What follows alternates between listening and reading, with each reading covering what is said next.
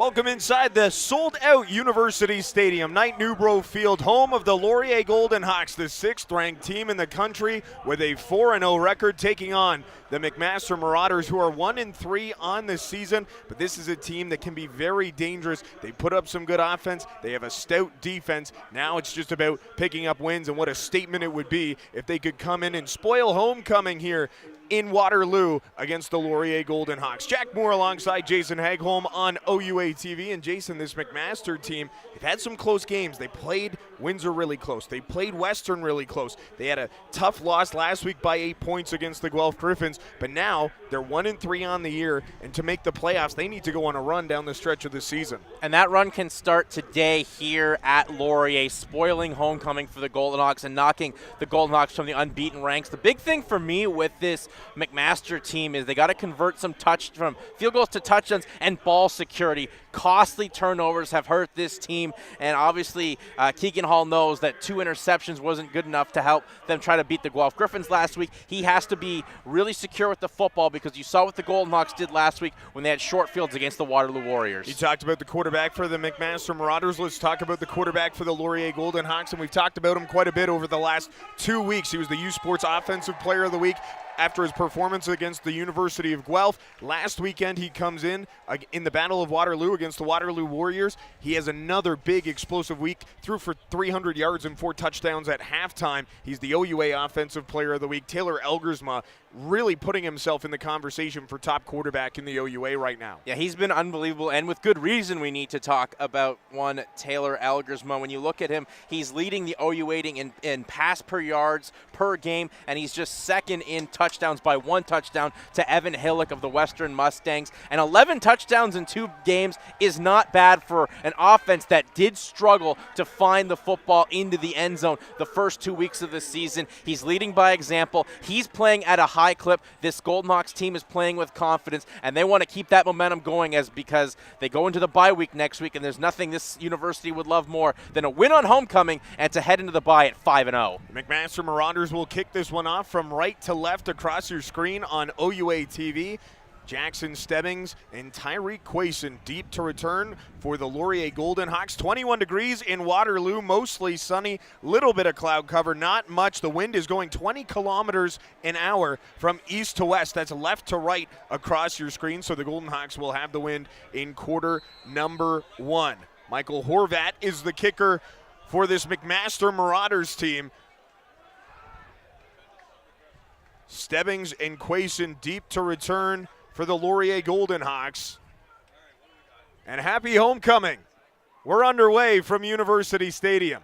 Tyreek Quayson will catch this one at his own 12. Quayson gets a block, cuts to the sideline. Tyreek Quayson forced out of bounds by Sean Underhill at the Laurier 51. A big return for Tyreek Quayson, and the Golden Hawks offense takes over just south of midfield, Jason. And that's a great start for this Laurier offense. They get a great field position for Taylor Elgersma to go to work, where this Laurier offense in the first quarter last week against the Waterloo Warriors, they could not miss, scored 3 touchdowns on their first 3 possessions. So it's the OUA Offensive Player of the Week, Taylor Elgersma, under center for the Golden Hawks. In shotgun, Tanner Nelms gets the start at running back. Raiden Thorne makes the catch on 1st and 10, picks up a first down, and Raiden Thorne is down to the McMaster 41 on the first play from scrimmage for the offense for the Golden Hawks. That's a great catch and run there. Looked like Thorne was going to be gobbled up by some of the secondary players on the McMaster side, but Thorne made a couple nice moves and put on the speed to move the chains and get the first down of the game for Laurier. Just 3 catches for 38 yards last week for Raiden Thorne. Same stat line for Ethan Jordan, so you have to think that Coach Galloway and this Laurier offense wants to get those star receivers back into the action a little bit more today, and we already start on first down there. Tyreek Quayson with a big gain of 19 yards, and all of a sudden the Golden Hawks already in Dawson Hodge field goal range.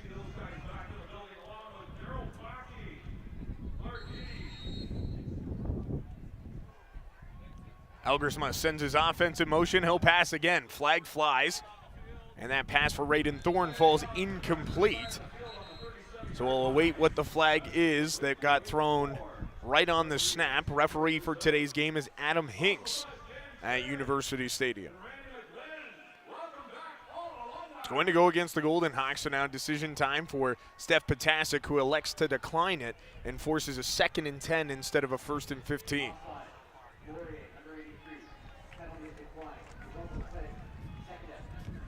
As Jace Atkinson, the right slot back for the Golden Hawks, jumped a little early, and it'll be 2nd and 10 here for the Golden Hawks. Steph Potasic, of course, a former Golden Hawk player, offensive coordinator for the 2005 Vanier Cup championship team before taking over as the head coach for the McMaster Marauders, left for the Canadian Football League for a while before coming back in 2019. Elgersma throws one up, and that is caught by Ethan Jordan right at the line to gain, and it will be a 1st down on the gain of 10. I think that's a heads-up play there by Ethan Jordan, as it looked like Elgersma maybe was looking for Jackson Stebbings, who fell down, but Jordan, wise to the situation, makes the adjustment, makes the catch, and moves the chains again for the Golden Hawks. 1st and 10 from the McMaster 31-yard line for the Laurier Golden Hawks offense. 3rd in the conference in passing yards per game with 313.8. Elgersma steps up, and he'll pitch this one off, and that will fall incomplete as he had a defender wrapped up at his ankles. Ryan Leader getting there, but Elgersma, big body at 6'6", 220, able to stay up and throw that one away. Yeah, he got lucky there. Those are sometimes dangerous scenarios where you're trying to do maybe too much and force the football into a turnover scenario. Elgersma saw there was an open space there with a receiver in the vicinity, so no penalty called, but sometimes you want to see your quarterback maybe just take the sack there, though Elgersma doesn't get dinged. McMaster getting pressure on the last 2 plays. 2nd and 10 for the Hawks from the MAC 31. Over the middle, Ethan Jordan makes the catch and breaks a tackle down to the 10-yard line. Ethan Jordan with his 2nd catch of the game, that time a gain of 20, and the Golden Hawks have a 1st down in the red zone. Yeah, it's a 1st and goal coming up here for the Golden Hawks, and Ethan Jordan, he's finding that groove and that chemistry that we saw all last year for those dynamic duo. Jordan, good catch, good run before Ethan Stewart makes the tackle for McMaster. 1st and 10 from the 11-yard line for the Golden Hawks inside the Team Milovic Royal LePage red zone. Elgersma in shotgun. They'll go to the air again. Elgersma to the end zone for Stebbings, and that falls incomplete. Carter Bladd in coverage for the McMaster Marauders. It was a tight window. Elgersma was looking to fit that ball in. I don't think Stebbings had his feet set or his body set to where the ball was going, and it falls incomplete. But you can see that Elgersma very confident how he's moving the football and looking to take the shot to the end zone. 2nd and 10 for the Hawks. We're just over 2.5 minutes into this 1st quarter. It's Elgersma in shotgun again with Tanner Nelms as the running back. Golden Hawks go to the air on 2nd and 10. It's a screen play to Nelms. Tanner Nelms drives forward. He'll get taken down at the 3-yard line. So it's going to be 3rd and 2 from the 3 and decision time for Michael Folds. Well, it looks like Michael Folds right now is going to keep that offense on the field and go for it. I think the analytics suggest, they're going to bring that big jumbo package in, some of the big boys on. So Michael Folds will go for it, and they want 6. They don't want to settle for field goals anymore. They know touchdowns are how you win football games. All 3 fullbacks into the game for the Golden Hawks: Sebastian Parasolitis, Nathan Brooks, and Max Harris. Taylor Elgersma lines up under center. 3rd and 2 for the Golden Hawks from the McMaster 3-yard line. Elgersma hands off to Nelms, up the middle, and gets stuffed. We'll see where the spot is, but it looks like the McMaster defense gets a stop, and that's Eric Bajolski in the middle of that McMaster defense making the tackle. Yeah, Bajolski, there was some good pressure up front by the McMaster defensive line and really let Tanner Nelms run into his own man. Looked like he ran into Josh Reitveld, and good stop here. Big play for the McMaster defense as Laurier will turn the football over on downs, but McMaster pinned in their own end zone to start their 1st drive of the game. So here comes Keegan Hall. He's thrown for 1,100 yards on the season so far, 4 touchdowns, 4 interceptions for the 3rd-year quarterback from Burlington, Ontario. Hall hands this one off up the middle. Jacob Mason, the fullback, getting the carry, still churning his feet. as the gain will be for 2, maybe 3 yards, and a 2nd and long coming up for the Marauders. Yeah, Kelly, they're just trying to give McMaster a little bit of space to work with here for Keegan Hall, but once again, just a pickup of 3 yards and a 2nd 7 coming up for McMaster on their own 6-yard line.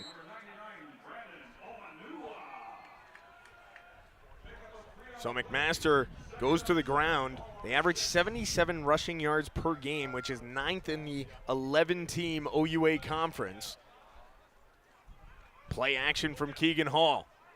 Passes underneath and over the top is Jacob Patton on the catch.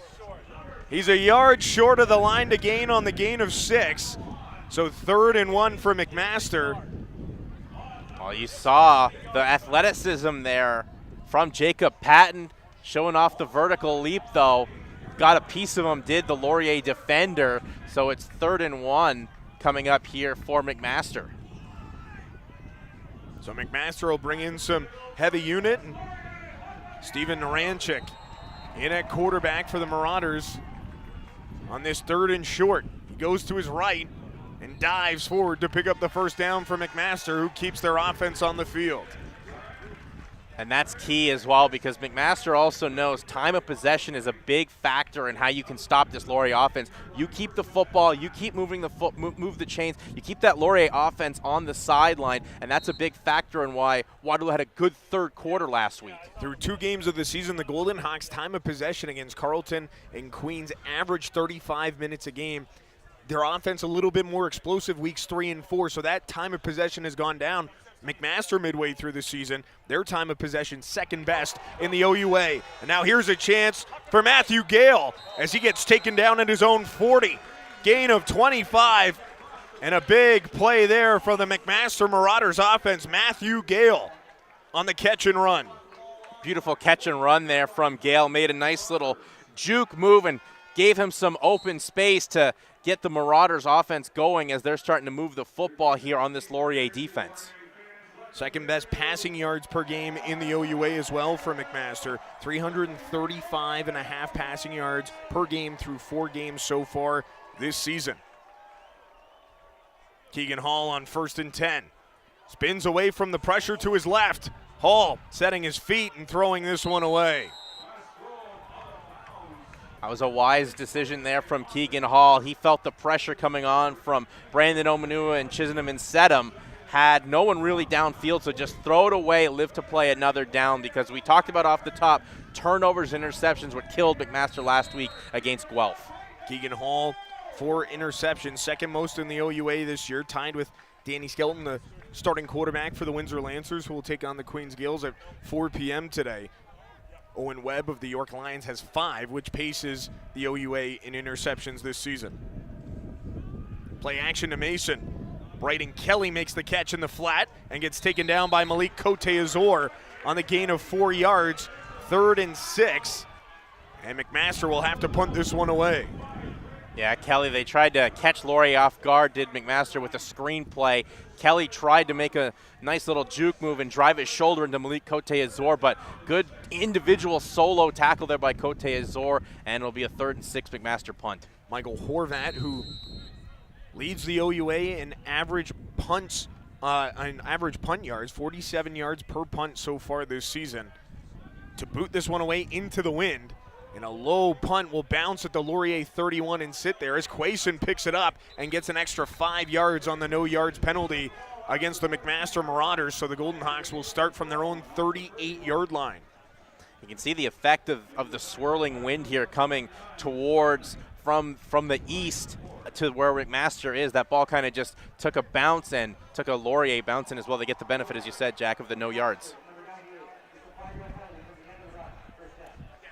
So Algersma and the Laurier offense will take over on their own 38-yard line, 1st and 10. Unable to convert on 3rd down from the McMaster 3 on their last drive. First 3rd down of the season Laurier hasn't converted on, only their 4th attempt on 3rd down this year. Play action to Nelms. Raiden Thorne makes the catch. He'll move upfield for a gain of 6 yards, 2nd and 4 coming up for the Hawks. That's a beautiful play action. It definitely faked out the front four of the McMaster defense and getting it to Thorne, getting to showcase his speed. We've seen him have a couple catch and runs here on the third catch of the afternoon for Thorne. Algersma is second and manageable here. Ryan Spate, the tight end, to his right. Tanner Nelms in the backfield. Raiden Thorne in the slot to Algersma's right. Play action to Nelms over the middle, and that falls incomplete for Jace Atkinson, but a flag flies, and we'll await the call from the referees. And that flag came late after the incompletion, but it looks like it's against the Golden Hawks. So Steph Potasic elects to decline the second Golden Hawk penalty of the game.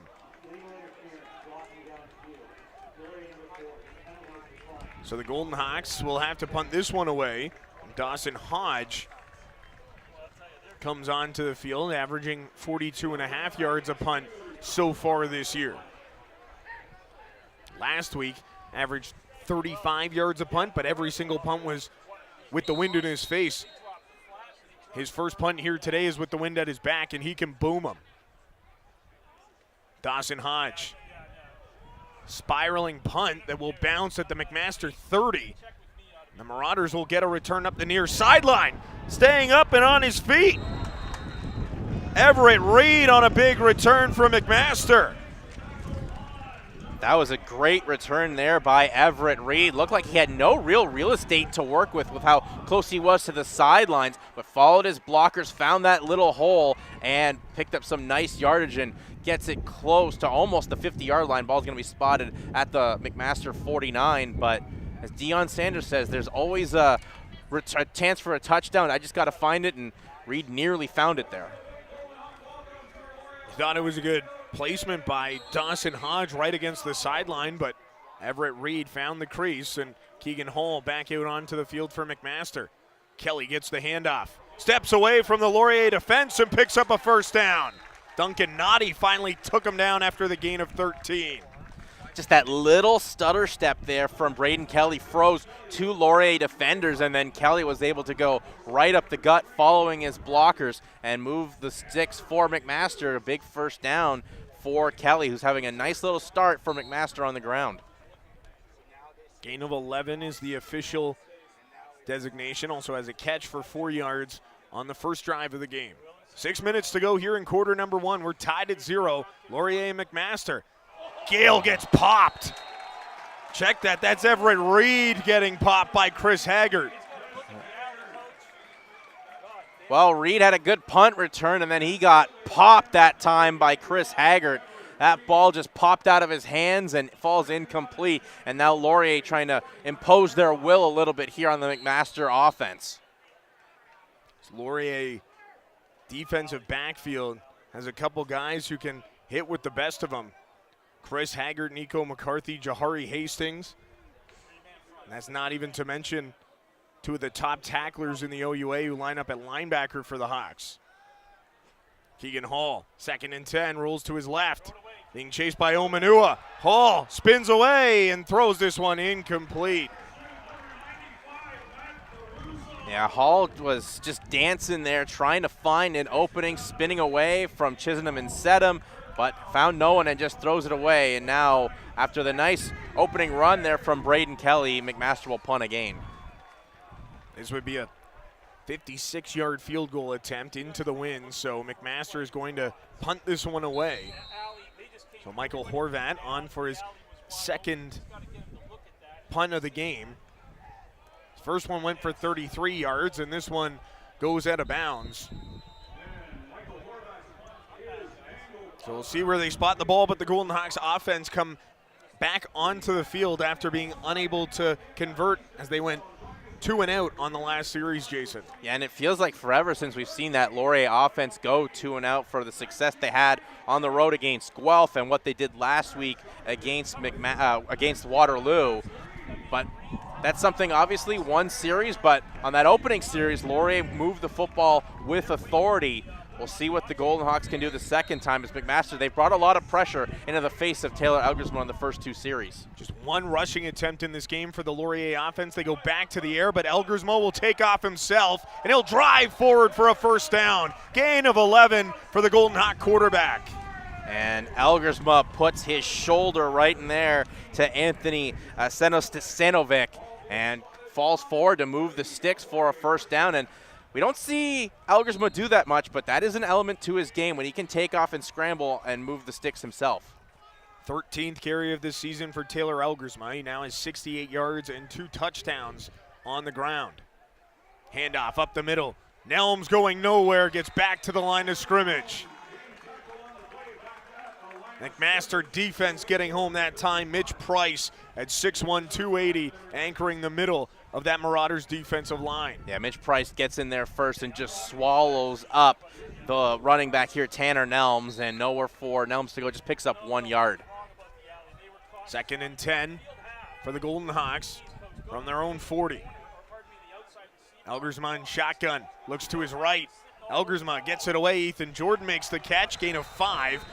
And the Golden Hawks will have to punt this one away. Yeah, once again, the Marauders bringing blitz and getting some guys home on to Taylor Elgersma. And once again, another 2 and out here for the Laurier Golden Hawks. So that pressure so far has been able to work for McMaster, and Laurier can't sustain it in the early goings of this first quarter. 3.5 minutes to go here in the first quarter. It's still 0-0. At University Stadium. Spiraling punt from Dawson Hodge will bounce, and Sean Underhill will return it from his own 13-yard line. He gets met by a swarm of Golden Hawk covermen at his own 23, and Keegan Hall is back onto the field for the McMaster Marauders. 3 of 6 for 37 yards in this game. Yeah, you can tell Hall also wants that deep ball, but the good coverage by the Laurier secondary and as well, Laurier bringing the pressure with their big guys up front on Keegan Hall has made him have to scramble and have to throw footballs away when that have killed some drives here for McMaster. Keegan Hall, who leads the OUA in attempts and completions coming into this game. 3rd in yards per game, only behind Evan Hillock and Taylor Elgersma, who paces the conference. 1st and 10 for McMaster from their own 23. Keegan Hall pump fakes and steps up. He'll pitch it over the middle. Intercepted! The Golden Hawks defense forces a turnover. Ify Onyemana making the play for the Golden Hawks. Malik Kote-Azor getting his palm on the ball. Well, that was a good idea there from Hall, the shuffle pass, and Hall couldn't handle it. That ball popped up like a pop fly, and the Golden Hawks, their defense, when they force turnovers, they give the offense short field. Best chance for Laurier to put points on the board since their opening drive. Jacob Patton was the intended receiver there for the Marauders. Elgersma drops back to pass, gets this one off quickly to Ethan Jordan. That'll be a gain of 4 for the Hawks. 2nd and 6 coming up, and Elgersma thought that McMaster's defensive line jumped early. No flags flew on the play. Yeah, that was a weird snap. I think Elgersma had a case, but how delayed that snap was in getting the play off. No flags, though, and I think Elgersma's got to have that amnesia, forget about it, move on to the next play with a 2nd and 8. So gain of 2 on that last reception. Michael Folds did a quick walk down to the line judge. I think a friendly word was said there. Yeah. 2nd and 7 here for the Golden Hawks. Is Taylor Elgersma in the pocket. Fires this one off. Parasilides can't make the catch, and it's intercepted. Johan Shimbalunga gets it right back for the Marauders, and they take over at their own 23. And much like how Laurier forced the interception, Parasilides had that just bounced off his hands, and Shimbalunga there makes the interception and gets a turnover right back for McMaster. And Laurier kind of has reverted a little bit back to what we saw in weeks 1 and 2, but still a lot of time for them to make adjustments. Just the 2nd interception thrown on the season by Taylor Elgersma. The first one was week number 1 against the Queens Gales in Kingston. Those are ones you just hate to put on the quarterback as an interception, too. Keegan Hall, 1st and 10, hands this one off to Kelly, and he gets taken down immediately. Omari Hastings that time gets the stop just past the line of scrimmage, 2nd and 9 for the Marauders. It's a great tackle there from Hastings to come off his blocker and one hand wrap up Hall to only let him gain 1 yard. Minute 15 to go here in quarter number 1 as the Marauders have the ball on their own 25, 2nd and 9. Keegan Hall, 3 of 7 for 37 yards in this game and an interception. In shotgun, looks to his right, gets pressure, gets it away, and that falls incomplete. And McMaster will have to punt this one away. So 2 and out again for McMaster as they were looking to go down the field looking for Jacob Patton again, but that ball just way short and into a sea of purple and gold. So Hall really lucky there. That one falls incomplete and it's not another interception. So Michael Horvat to punt this one away again. Averaging 27.5 yards per punt on his first 2 into the wind. Gets this one off and it'll bounce at the Golden Hawk 51.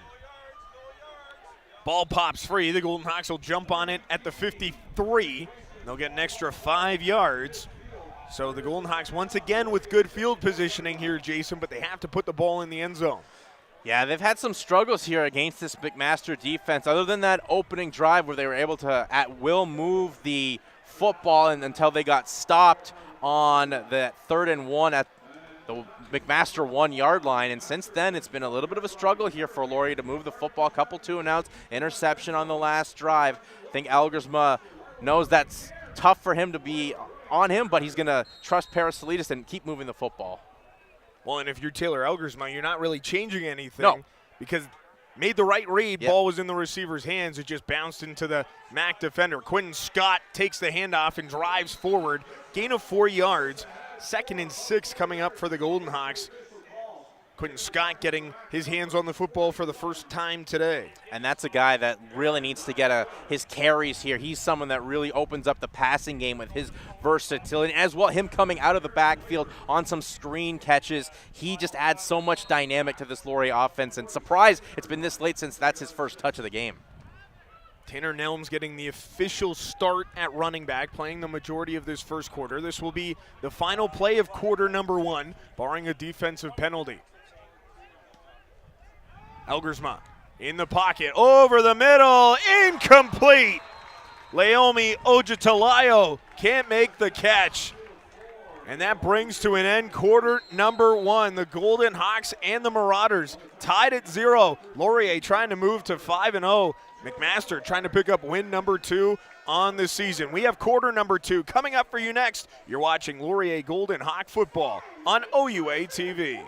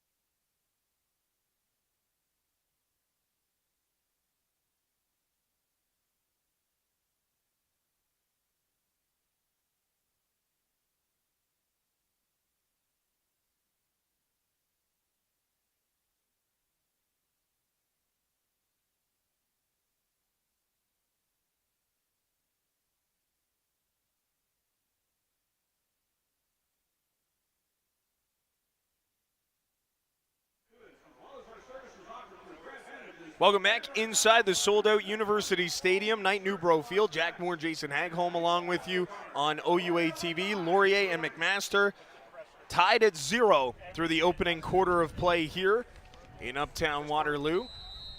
3rd and 6 for the Hawks, so Dawson Hodge will have to punt into the wind for the first time today. Hodge gets a low spiraling punt down, and it will bounce out at the McMaster 20-yard line is where they spot it. So third punt of the game for Dawson Hodge. That'll bring down the average. He was averaging 49.5 yards a punt before that one.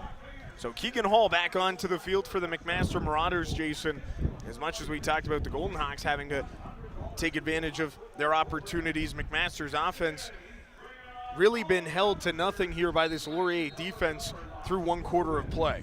Yeah, when you look at Keegan Hall, 3 completions on 8 attempts and the interception for just 37 yards, and the majority of that was on a 27-yard completion. So Keegan Hall knows he's got to get this offense going. Third-year quarterback from Burlington, underneath to Jackson Cooling getting his first touch of the game. And that's a gain of 10 yards, and it'll be close to a first down for the McMaster Marauders. Nice little jet sweep there from McMaster off to Cooling. Let him use his speed, follow the blockers, and moves the chains for McMaster. As they've shown the ability to move the sticks, it's just drives have stalled out, and that defensive pressure from Laurier's won out more times than not. Second in the OUA in receptions, third in yards per game. Jackson Cooling held to just 1 touchdown so far on the season, but he is that explosive piece on this offense. Keegan Hall rolls to his right and gets a block. Hall looking down the field, getting chased down by Brubaker and throws this one away. Second and 10 coming up for the Marauders as Luke Brubaker was chasing down Keegan Hall, who couldn't get rid of the ball soon enough. Yeah, Hall had rolled out there to his left side of the field and was just staring down someone, but no one was open downfield. Good coverage again by the Laurier secondary, and Hall has to throw it away. So another second and long here for the McMaster Marauders in this football game.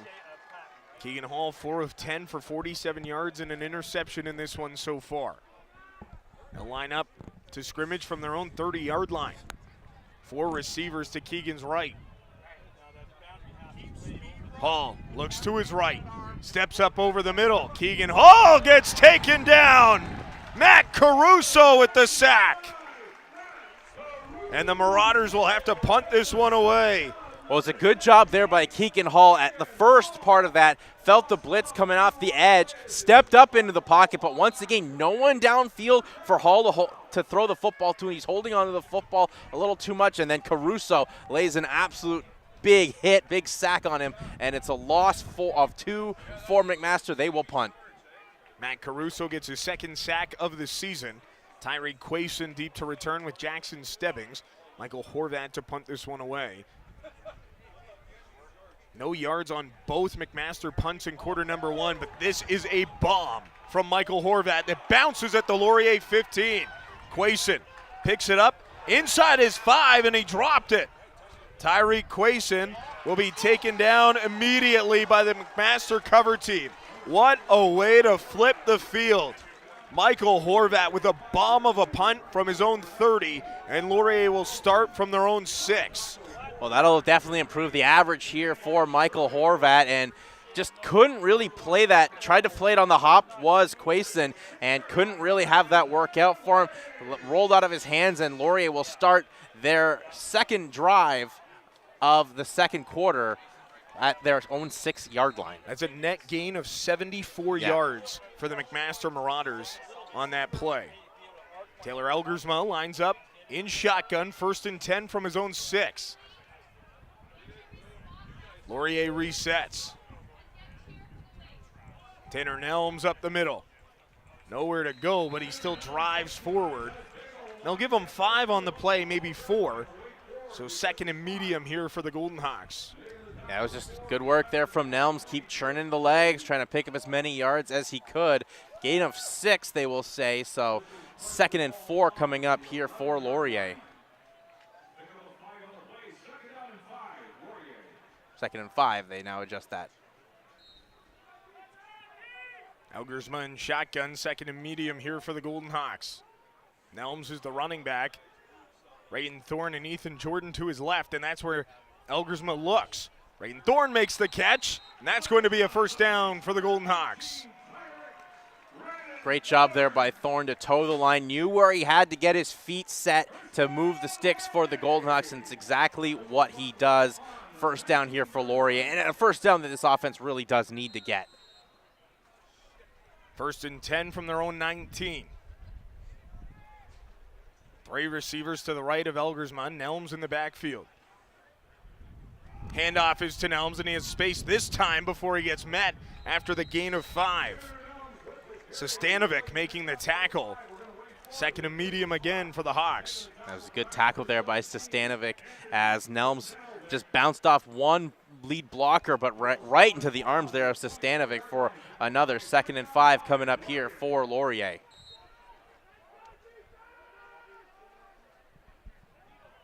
Sold out University Stadium on this 2023 Laurier homecoming. Elgersma in shotgun. Handoff to Nelms up the middle, nowhere to go. Gain of 2, 3rd and 3, and the Hawks will have to punt this one away. I was a little surprised on the run call there. I know they're trying to maybe start getting the juices flowing here for Tanner Nelms, but we saw in the last 2nd and 5, they went on the pass to Raiden Thorne. Thought maybe they'd go back there as Elgersma is having himself a nice start here, but unfortunately, it's the run play of just gain of 2 there for Nelms. Owen Hubert making the tackle as Hodge gets this punt away to the McMaster 40. Great coverage there by Matthew Brandon. And the Golden Hawks will hold McMaster to start from their own 46. And the Marauders will start this one from just inside their own territory. Yeah, it was a great tackle there by Matthew Brandon. Really let Reed have nowhere to go as McMaster will start this drive out from their own 46 after a last drive that once again stalled out for McMaster and Keegan Hall. 47 yards in the air, 17 on the ground for the Marauders so far in this one. Empty set here for Keegan Hall.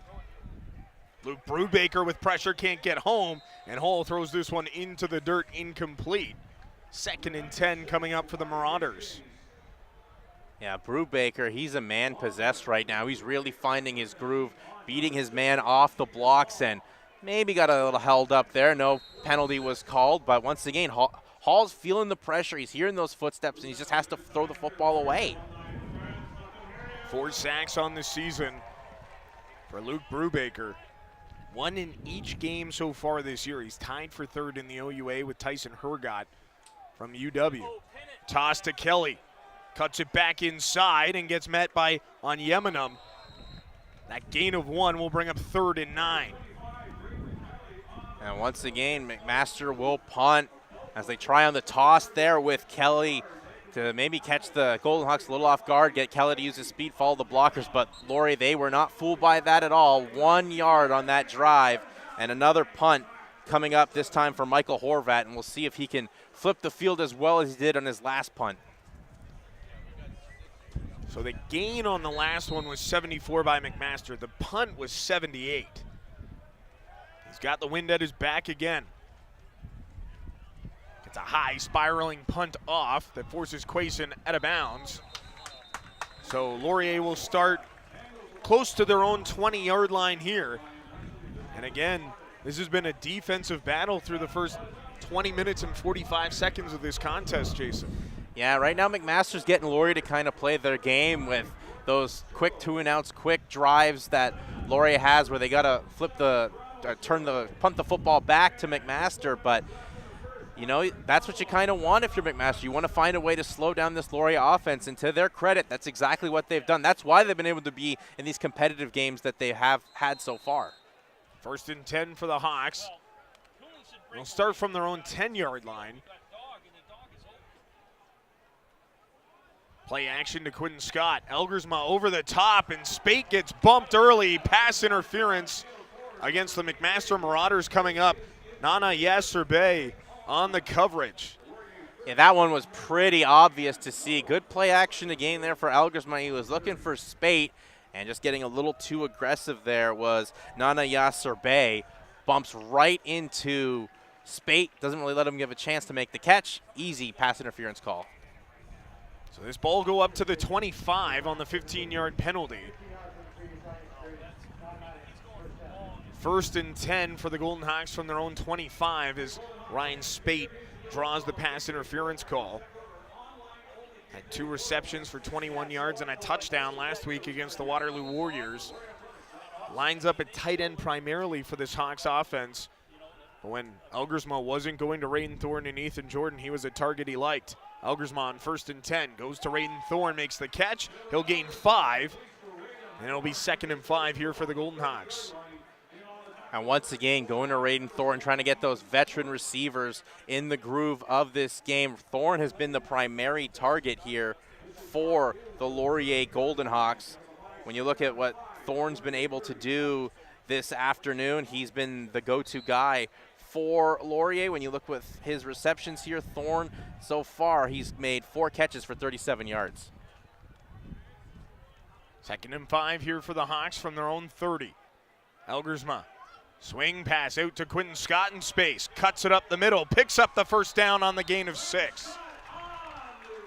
And that's what I think Laurier should do a little bit more. Get Scott out of the backfield, use that speed and use that mass that he has to move the sticks. And you can see just how quick he can be once he gets that reception and move the ball upfield. Good 1st down here for the Golden Hawks. Golden Hawks' 2nd longest drive of the game so far.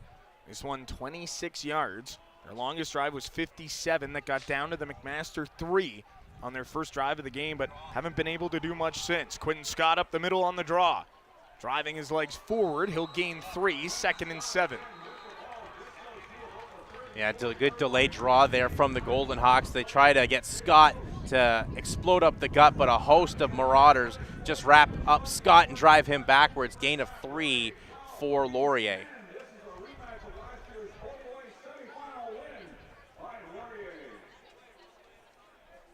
So 2nd and long here for the Golden Hawks, 2nd and 7. With 7:05 to go in quarter number 2.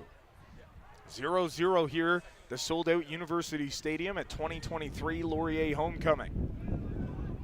Elgersma steps up in the pocket, and Owen Hubert takes him down. 3rd and long, and the Golden Hawks will have to punt this one away. Yeah, good pressure there off the edge from Hubert, wrapped up Elgersma. Elgersma brought the football in, didn't want to risk the turnover, but once again, another drive for Laurier stalls out by some good work by this McMaster defense with the pressure that they've brought in the face of Elgersma. Dawson Hodge to punt this one away. 5th punt of the game for Hodge, averaging 42.3 yards a punt.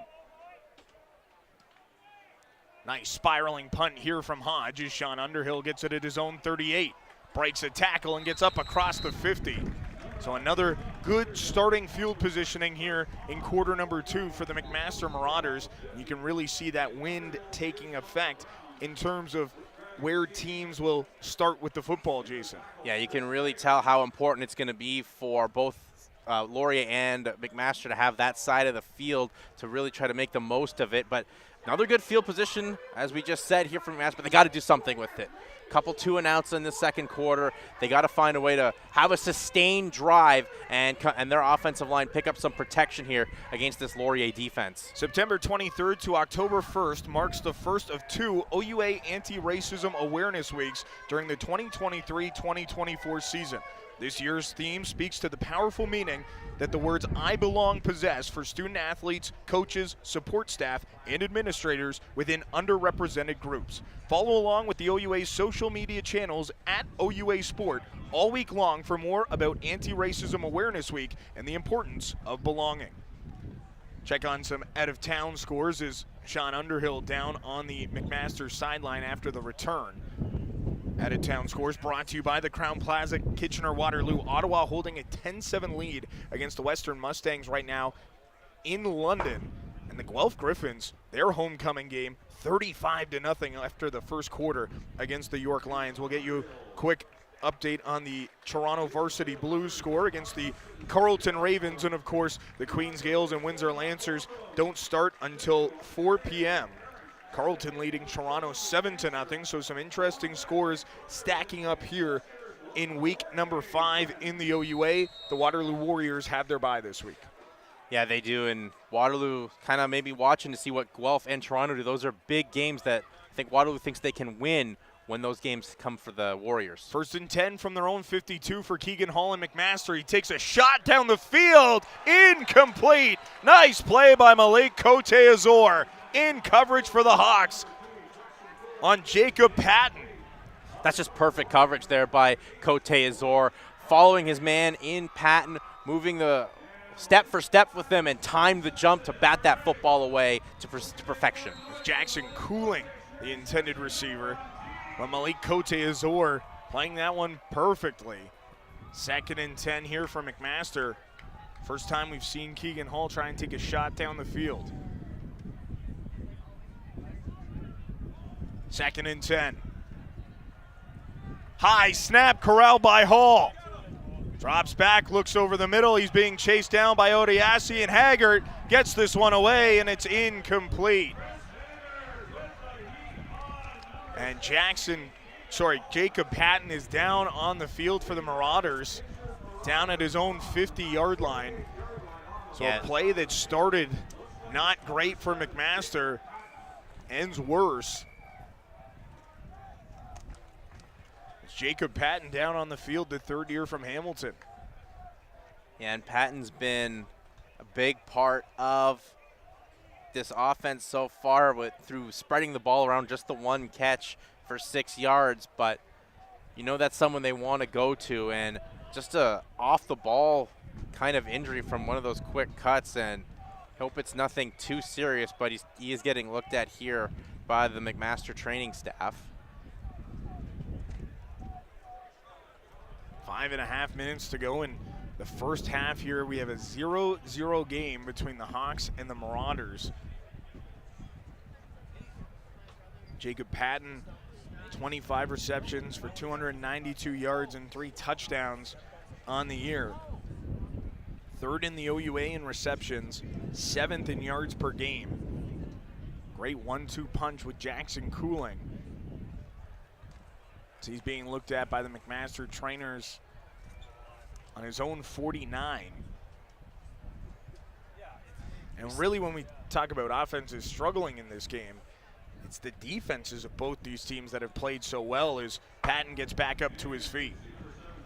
Yeah, he's getting some help off the field, and hopefully in the long run it's nothing too serious. But we saw kind of the same thing happen last week, Jack, here in the Battle of Waterloo with Ayo Ajay kind of just falling down on a play that he was just watching, trying to off the ball, and unfortunate for Ajay. And once again here, unfortunate for Patton as he's getting helped off the field, and that's a big blow for this McMaster offense. I was told about Ayo Ajay that he is week to week, so he was out this week against McMaster. The Golden Hawks have the bye next week, so they're hoping to reevaluate him before they head to Ottawa to take on the GGs, who, like we mentioned earlier, have a lead on the Western Mustangs right now. And Golden Hawks have to get out of this one where they're tied 0-0 with McMaster, but they have a bye and then 3 big weeks against Ottawa, Windsor, and Western to close out the season. 2 non-combatants on the schedule this year for Laurier, Toronto, and York. High spiraling punt from Michael Horvat. Quayson has to retreat inside his own end zone. Quayson steps up and gets taken down just shy of his own 15. Well, the best weapon right now offensively for McMaster has been the punter in Michael Horvat. He has flipped the field to perfection with 3 straight booming punts. Credit to Quayson for fielding that one and having the ability to bring that out of the end zone, because you just feel, Jack, this is going to be a real tight game. You can't afford to give up points. Because he caught it in the end zone and brought it out. He'll come up to the 20-yard line for the Golden Hawks. So 1st and 10 from their own 20 for Taylor Elgersma. Tanner Nelms back in the backfield for the Hawks. Play action to Nelms. Ethan Jordan on the screen pass. Ethan Jordan steps out of bounds after a gain of 11 yards, give him 12, and a 1st down for the Hawks.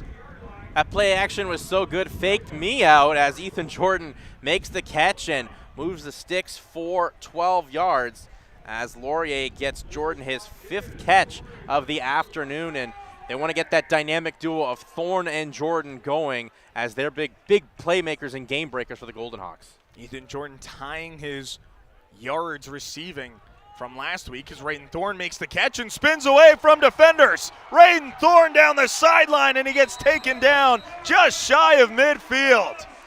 Explosive play for the Golden Hawk offense. It's a great heads-up play there by Thorne, spinning away. Looked like he was going to maybe pick up 1 or 2, but showed that athleticism, reverts upfield, and has a huge completion and gain for the Laurier Golden Hawks. They'll give Thorne 22 yards on that completion. Ethan Stewart down on the McMaster sideline on the Laurier 51.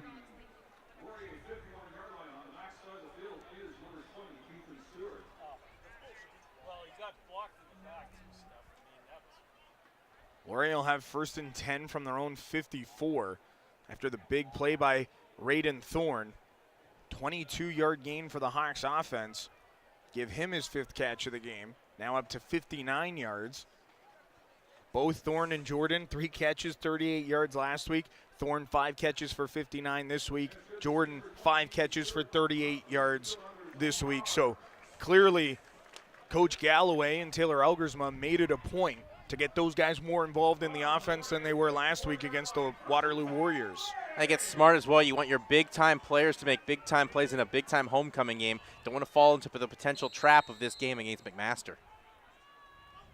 3rd Marauders player to get injured in the last few minutes here.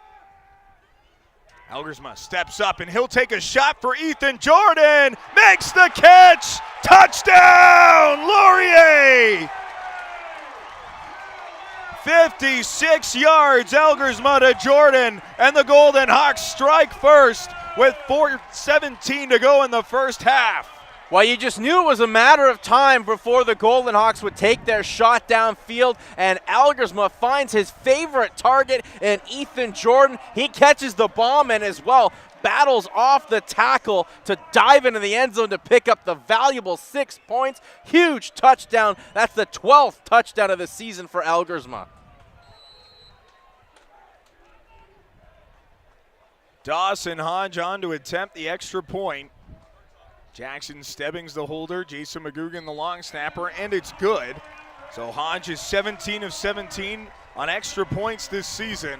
And the Laurier Golden Hawks have a 7-0 lead with just over 4 minutes to go here in the first half. And an offense that had been a little stale, taking everything underneath, and then they take their shot down the field and they didn't miss with Ethan Jordan on the 56-yard completion. Taylor Elgersma now 13 of 19 for 167 yards. Ethan Jordan's 6th catch of the game. He has 94 yards through the air for the Hawks. And they get that 56-yard touchdown. Finally, they take the shot with a big bomb. That football last week in the Battle of Waterloo, Jack, it was slinging around. You almost needed air traffic control to give it some clearance. But it's been a tight game. Momentum swung a little bit after Laurier couldn't convert on that 3rd down at the MAC 3-yard line. But nonetheless, they take their shot and they connect, and that's what they had to do. You knew Michael Faldswood and Todd Galloway, they'd take their chance. Elgersma to Jordan, it's been a deadly duo since they've connected here in the OUA, and they make the Marauders pay. So Hodge will boot this one away from his own 45.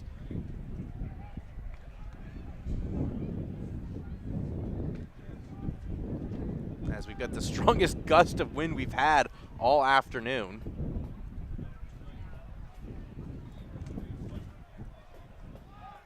Braden Kelly and Isaiah Shields deep to return for McMaster. And Shields drops it at his own 6, but regains possession before being taken down just past the 20. So Keegan Hall will come back onto the field as another Marauder down, and this time it's the starting running back, Braden Kelly. And that is not a good sign here for McMaster. Obviously, we just saw Jacob Patton get taken off the field on the previous series, and now your starting running back, Braden Kelly, who's done some nice work for McMaster here this afternoon.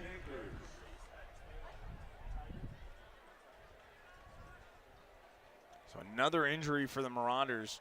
Underhill went down earlier. Stewart went down. Of course, Jacob Patton going down. So McMaster getting bit by the injury bug here.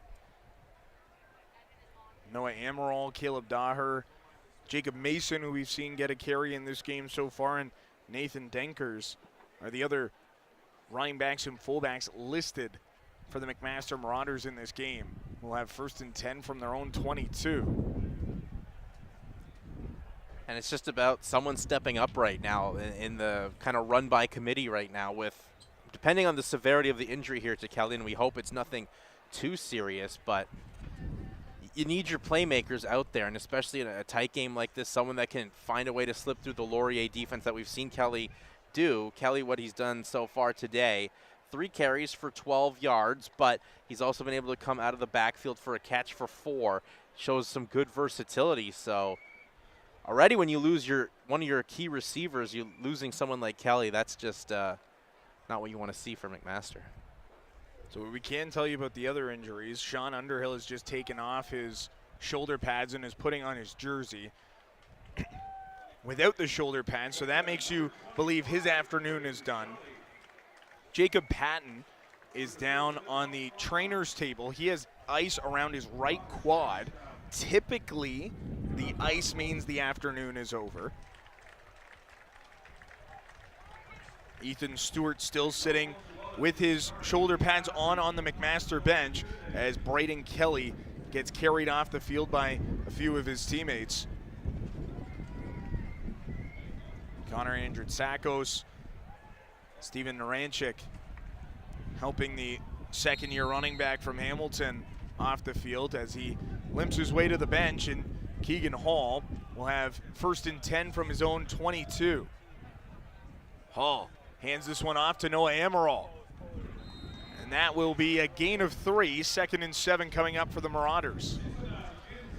Yeah, Amaral just trying to plunge his way forward, get what he can, as now he's going to be the guy in the backfield for McMaster for the time being, depending on the status here of Kelly. Just picks up 2.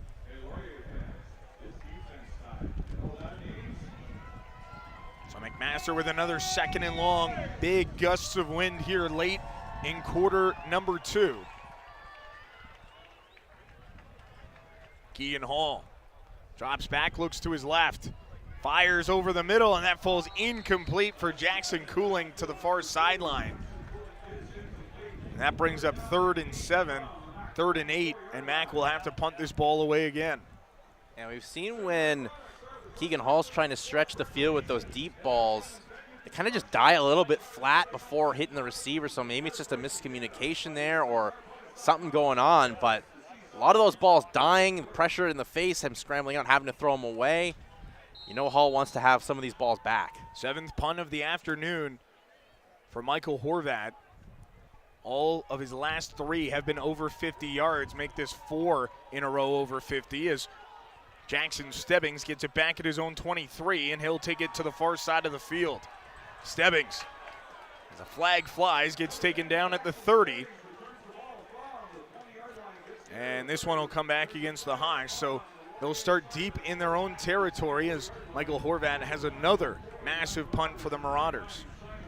Horvat's done a good job flipping the field and making it an effort for the Golden Hawks to move the football. Now, last time he flipped the field, didn't work out as of that 56-yard touchdown and a good sustained drive for the Golden Hawks, but that punt was booming.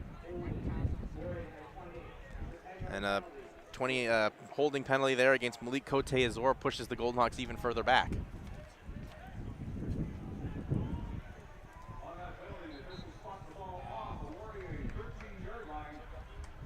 Three-minute warning of half number 1. 2:56 to go. 7-0 Laurier lead. Last time they had the ball, it was a 56-yard touchdown throw from Taylor Elgersma to Ethan Jordan.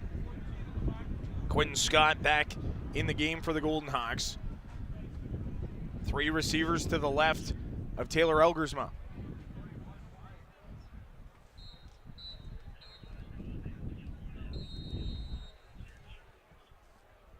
From their own 14.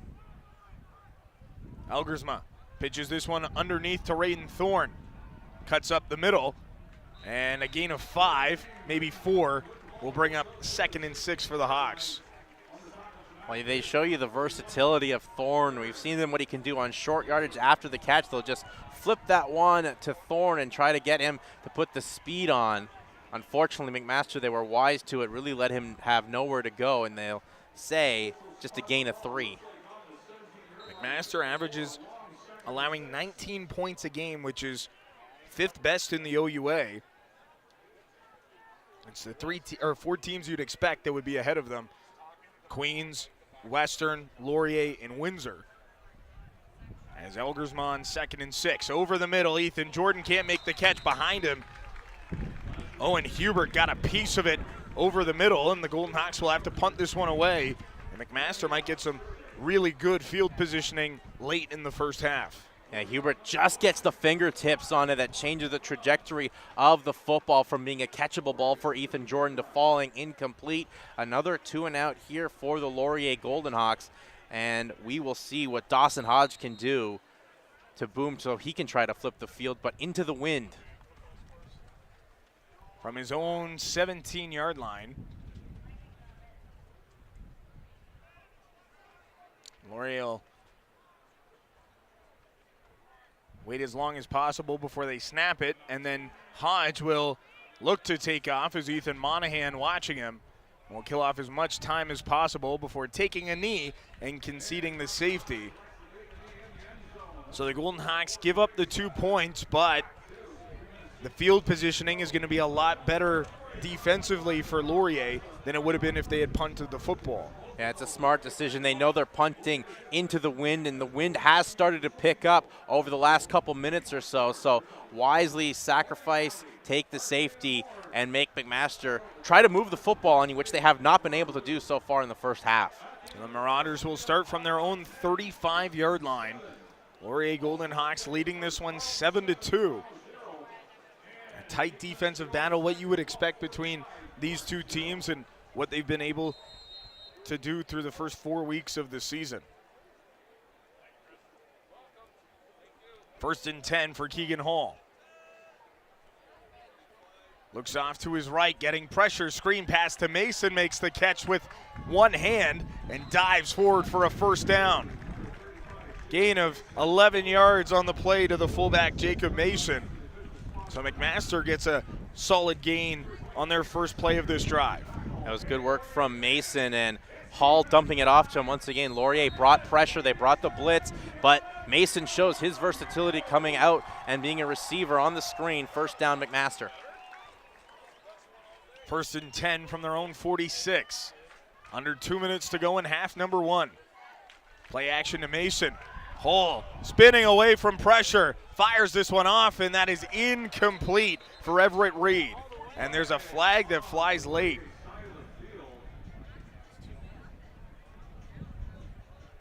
Brandon Omanua had the pressure on Keegan Hall.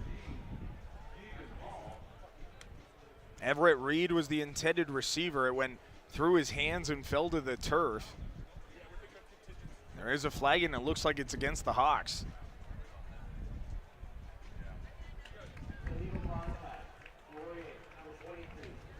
Chris Haggart called for the illegal contact penalty. So this puts the ball over midfield for the McMaster Marauders with 108 seconds to go in half number 1. That's a tough one after the good pressure from Omanua, the incompletion from McMaster, and then you just give a free ability for McMaster to move the football on that penalty from Haggart. 1st and 10 from the Laurier 54 for the McMaster Marauders.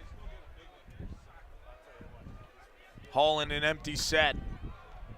Over the middle. Incomplete on Yemenum. Had the step on the ball. A flag did fly. There is a holding call against McMaster. So this is where interesting decision. Do you push them back an extra 10 yards and give them first down, or do you have it be 2nd and 10 here? And it looks like Michael Folds is going to elect to push him back. So we've seen Stefan Potasic decline those penalties. We've seen Michael Folds now accept that penalties. Jacob Mason down at his own 45-yard line. Another injury for the Marauders. That's one of the stories here for McMaster, and it's an unfortunate one. Mason had that nice first down catch on the opening series of this drive for McMaster. And it's another guy to the backfield, so the next fullback's Nathan Denkers, and of course you have Noah Amaral, who we've seen, and Caleb Daher, or the other men in the backfield, as we still wait to see if Braden Kelly will return. Well, and Caleb Daher is also listed as a linebacker on the McMaster website. Hasn't played this season. So now, really, you're a first-year running back in Noah Amaral from London, who didn't dress until week 3 against the York Lions. And then you have Nathan Denkers, the first-year fullback, 6'4", 225 from Hamilton.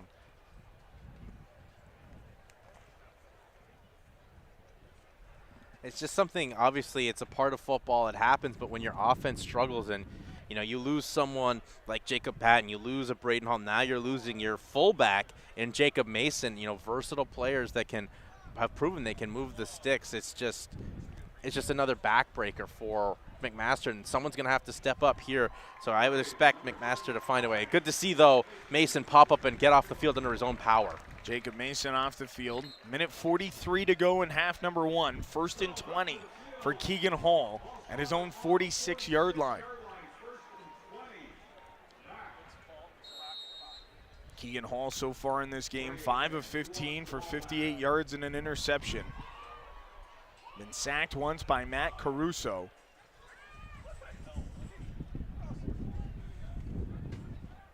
$20 yards rushing in the game for McMaster as well, as they'll go to the ground. Kelly back in the game. And Kelly will get a gain of 9 yards. So 2nd and 11 here for McMaster as Braden Kelly checks back in for the Marauders. That's a great sign to see here for McMaster as Braden Kelly. You saw that, what he can do coming out of the backfield. Good slashing ability, has the good burst of speed off the line, and makes a nice gain here. And a gain of 9, so 2nd and 12 for the Marauders. 2nd and 11 with a minute 30 to go in half number 1. Line to gain is the Laurier 44. Keegan Hall, empty set, looks to his right, now over the middle. Hall back to his right, and that catch is made by Everett Reed. He'll pick up a 1st down and get taken down by Nico McCarthy inside the 30. Big play there by the McMaster offense on 2nd and long. And Everett Reed gets an explosive play down to the Laurier 28. Well, we've seen Everett Reed be explosive on special teams with a nice punt return, and there you can see what he can do coming out as the receiver, listed as the 2nd slot back on the left side of the field, but big gain for McMaster as this is their best drive of the first half. First catch of the game, that one went for 28 yards for Everett Reed as he looks to his left. Keegan Hall gets that one batted down by Abraham Odiasi. 2nd and 10 here for the McMaster Marauders. Odiasi gets that big paw in there, his best Dikembe Mutombo impression. No. Ball falls incomplete, and Odiasi's a guy that's just really grown with his abilities and confidence over this season and coming in from last year. Golden Hawks are going to go with 3 down linemen here on 2nd and long. Line to gain is the 18, Keegan Hall. Looks to his right, Jackson Cooling, touchdown, McMaster! Jackson Cooling, 28 yards from Keegan Hall, and the Marauders have their first lead of the game with 1:01 to go in the 2nd quarter. Football's a game of matchups. You put your speedy Jackson Coolings on a linebacker and Duncan Naughty. That's going to win out most times for the offense, and it's exactly what it does there. McMaster gets a huge touchdown to take the lead up by 1, looking to go up by 2 with the PAT coming up.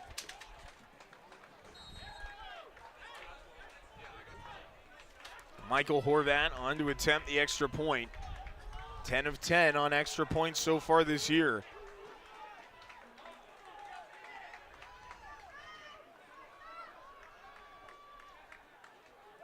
Make that 11 of 11, and the McMaster Marauders have a 9-7 lead with a minute to go here in half number 1. The highest receiver in the game for McMaster heading into this drive was Matthew Gale with 1 catch for 27 yards, 2 28-yard passing plays, 1 to Everett Reed, 1 to Jackson Cooling, and all of a sudden the Marauders have the lead here, Jason.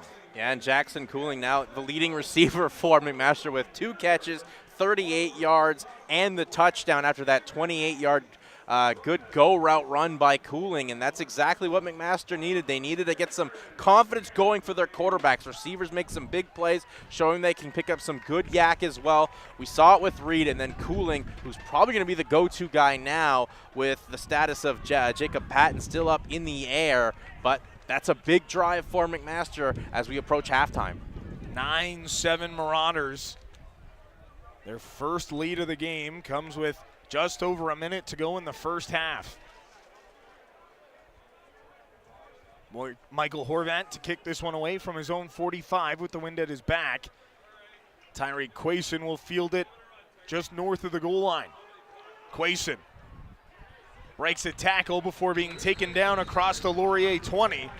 And Taylor Elgersma will come back onto the field for the Golden Hawks with 55 seconds to go in the first half. Quayson just couldn't hit the hole. There was an opening there, but good work by McMaster special teams. But here is when we see the best of Taylor Elgersma in these pressure situations. You know Laurier, they want to go into halftime with the lead, and they don't care how they do it, whether it's a touchdown or a field goal, but this is a great time to see what Elgers was made of. First and 10 from their own 21 for the Golden Hawks. Handoff to Tanner Nelms. And drive his feet forward to the 25, gain of 4, 2nd and 6 for the Hawks.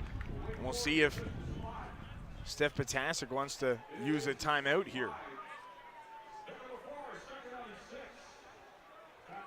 Or he can snap this ball at 30 seconds if they use the game clock and play clock effectively.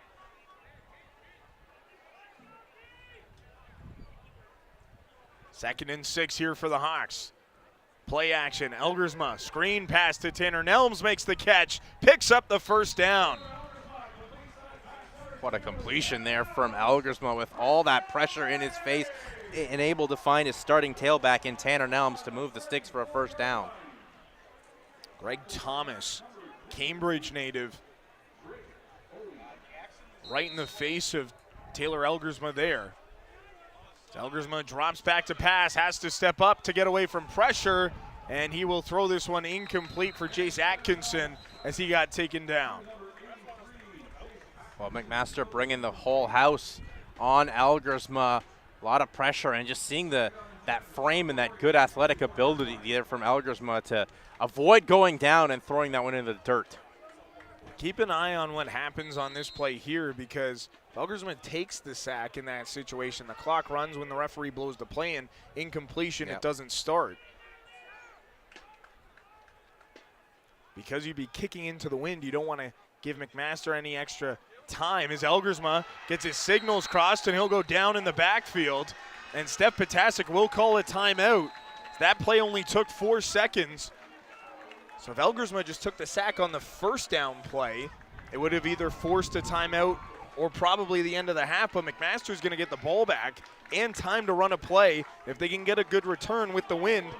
If they're up to the Laurier 48-yard line, they'd be in Michael Horvat field goal range. And the way he's been kicking, at least with the punts we've seen so far, he's got a leg, and he would love to do nothing more than to try to find a way to extend this lead, but all depends how this punt will be here from Dawson Hodge and what the returners here for McMaster can do.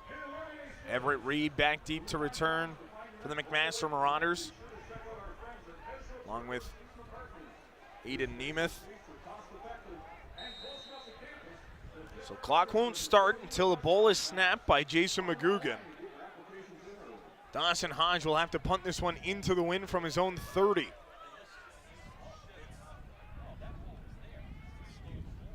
Hodge gets it away, high spiraling punt, and Nemeth will get it at his own 37. Nemeth steps out of bounds at the 45 with 6 seconds to go. The McMaster bench wants a late hit call, but they won't get it. So the Marauders will start from their own 45. Probably not enough time. They need 5 seconds to get a play into Horvat field goal range. Yeah, it was a good booming hanging punt there from Hodge that did eat a lot of time off the clock there. They're just going to take a knee and finish out the half here. So they'll take 2. and head into the locker room with a 9-7 lead over the Laurier Golden Hawks, as Hall just wait for the clock to expire on half number 1. So the McMaster Marauders with a big drive at the end of half number 1 to get a 9-7 lead on the Laurier Golden Hawks. Midway through this football game, McMaster 1-3 on the year. The Golden Hawks 4-0, but they have an uphill battle. What needs to change here for Laurier in the second half, Jason? Well, they got to have the ability to sustain some drives and deny the pressure that McMaster defense has brought. We saw success of that on that touchdown drive from Ethan Jordan, where they're getting the playmakers going, your Raiden Thorns, and then, of course, Ethan Jordan. But they've kind of gotten away from the run, what we've seen from the success they had in weeks 3 and 4. I'd expect them to maybe try to get the guys like Quentin Scott and Tanner Nelms back going here. But right now it's still a very competitive, very close game where defenses come first. Laurier just 8 attempts for 33 rushing yards in the game. Taylor Algersma is 15 of 23 for 180 yards, a touchdown, and an interception. But Keegan Hall and the McMaster Marauders have a 9-7 lead over the 6th-ranked team in the country in the Laurier Golden Hawks. We'll take a break for halftime. It's brought to you by Waterloo Brewing. And we'll be back with the second half in about 14 minutes' time. You're watching Laurier Golden Hawk football on OUA TV. Where exceptional student athletes are born, where records are broken, where great plays are made, where school colors ignite passion, where champions prevail, where tradition is celebrated. Ontario University Athletics.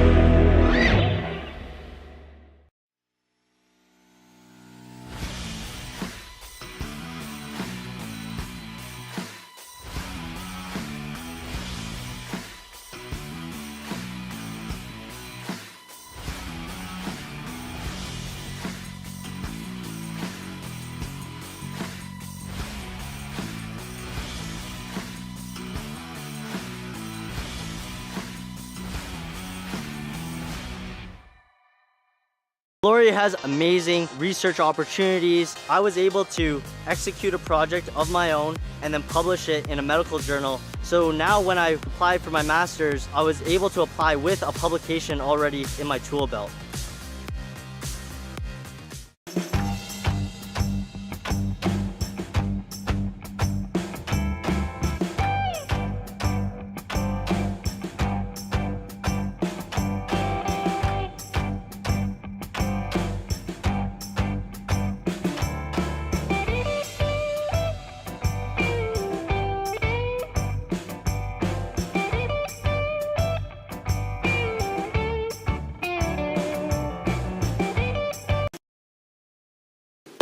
what girls do. This is what girls do. This is what girls do. This is what girls do. This is what girls do. This is what girls do.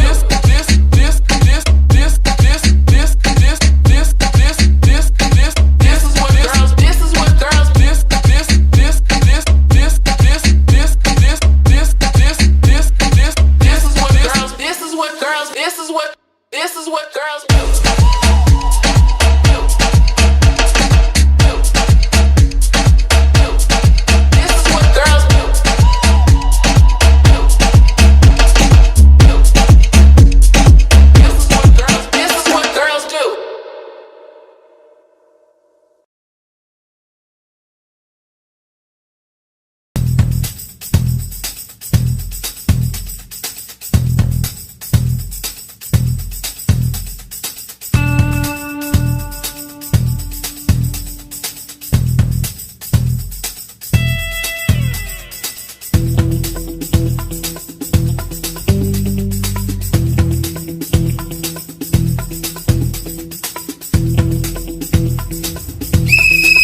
It's go time, Golden Hawks. Realtor Mike and T. Milvick is your official real estate partner of Wilfrid Laurier Athletics and Recreation. Contact us for all your real estate needs. Growing up, my idea was to play pro soccer. But I had yet to find my true calling. Until I found it here at RBC Training Ground. They saw my potential and pushed me beyond my limits. RBC Training Ground finds and funds young Canadian athletes with Olympic potential. That was their idea, and my time has come.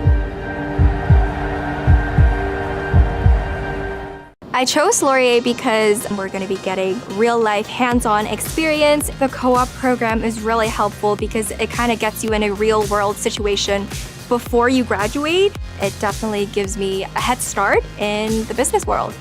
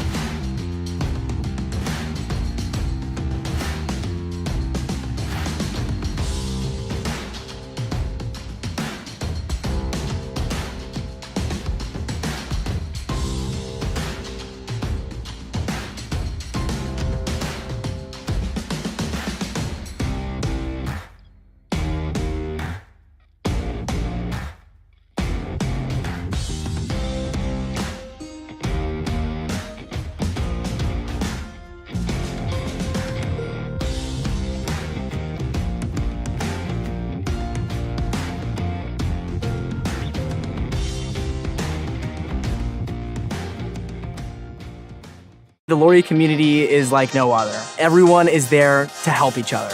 What I love most about Laurier is definitely the people. There's always smiling faces and waves to be shared. You feel like you have a place. You feel like you matter. It's a warm feeling in your heart.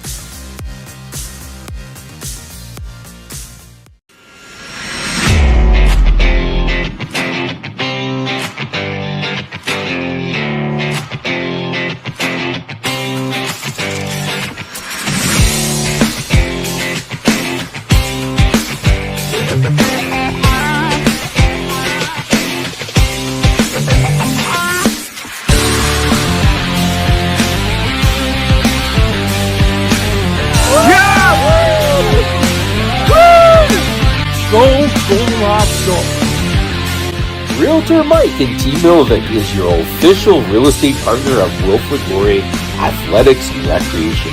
Contact us for all your real estate needs. What makes Laurier awesome is all the stuff you can do here, all the different events. You can get involved in so many different ways. There's so many different clubs on campus that you can get involved in, no matter what your interests are. It's great to be a Laurier Golden Hawk. Welcome to the inaugural and the first of many Diversity in Sports conference. Congratulations to everybody for making this all become a reality.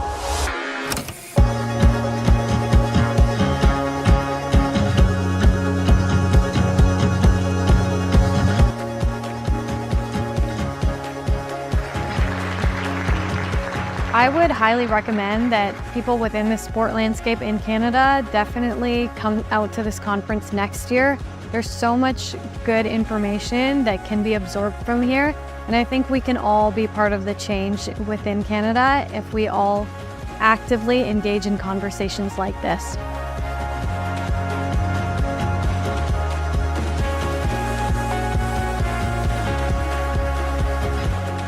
Coming to the Diversity in Sports Conference was one of the best experiences I ever had after coming to Canada. The people I was able to meet, the people I was able to network with, the friends I made, and the learnings I gained were tremendous.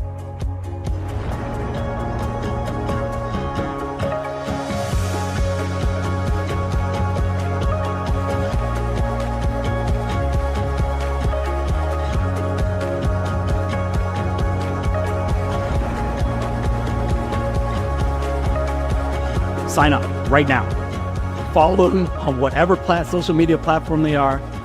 Email the OUA, contact them, contact whoever you need to contact, find out when they're getting ticket sales again, and get here. This is a must-do every single year. Everyone needs to be here. We need to pack this place and get at it again in 2024.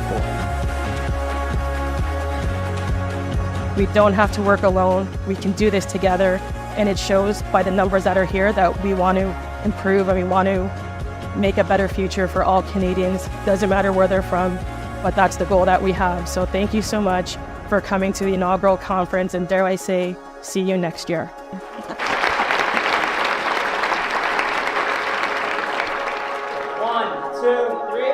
Diversity in sports!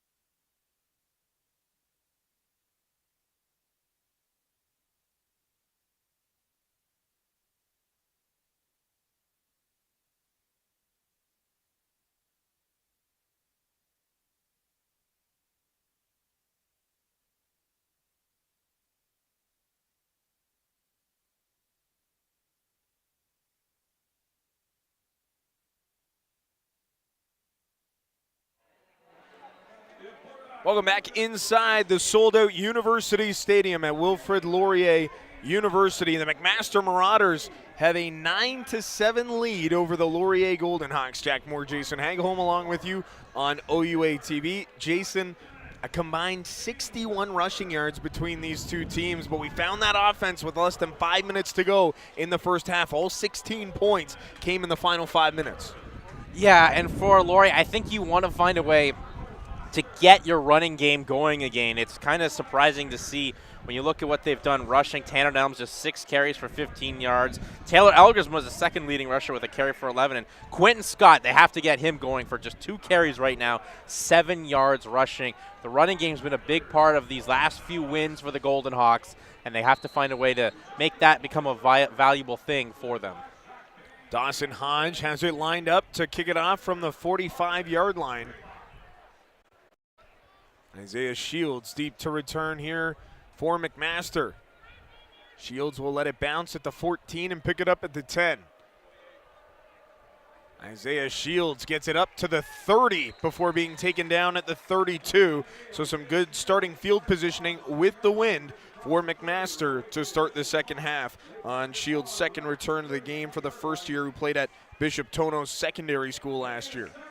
So we'll see what adjustments Keegan Hall himself has made here after a first half where he went 7 of 18, the touchdown pass, 114 yards and 1 interception. But McMaster wants to pull off this upset. He's going to have to play some really perfect football here for the next 2 quarters. That 1 touchdown came on the last drive for McMaster of the first half. He also got 56 of his 114 yards on that drive. Keegan Hall looking for a deep shot. Matthew Gale dropped it at the Laurier 40.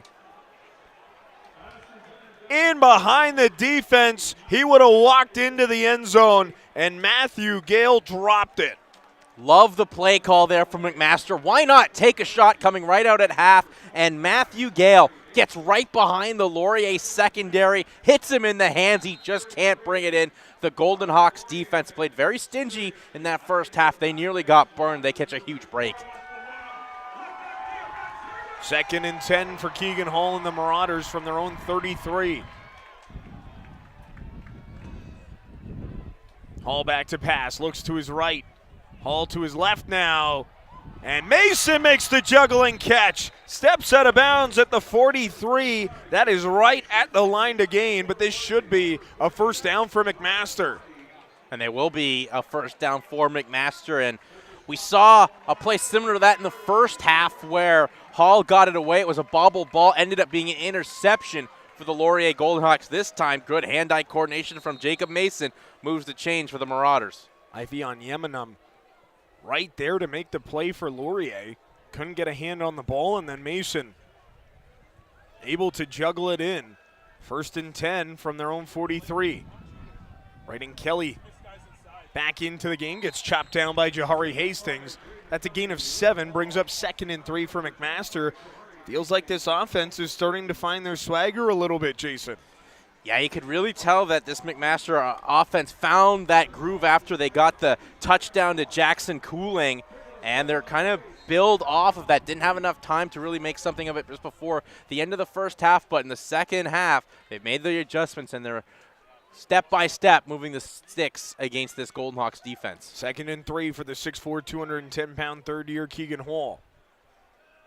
Former Nelson Lord drops back to pass. Hall getting pressure, gets away, but won't get away the second time. Ivy on Yemenum making the play and getting the sack. Keegan Hall had his helmet taken off. Mack wants a penalty called, and they won't get one. 3rd down, and the Marauders will have to punt this one away. Well, when you need a play defensively, you got to go look to your veterans, and Ivy on Yemenum makes the big sack right there for a loss of 3, 3rd and 7 for McMaster as they will punt. 3rd and 7. And Michael Horvat back on to punt for the Marauders. High, towering punt forces Quayson inside his own end zone. Tyreek Quayson trying to bounce it outside. Quayson across the 15 before being taken down.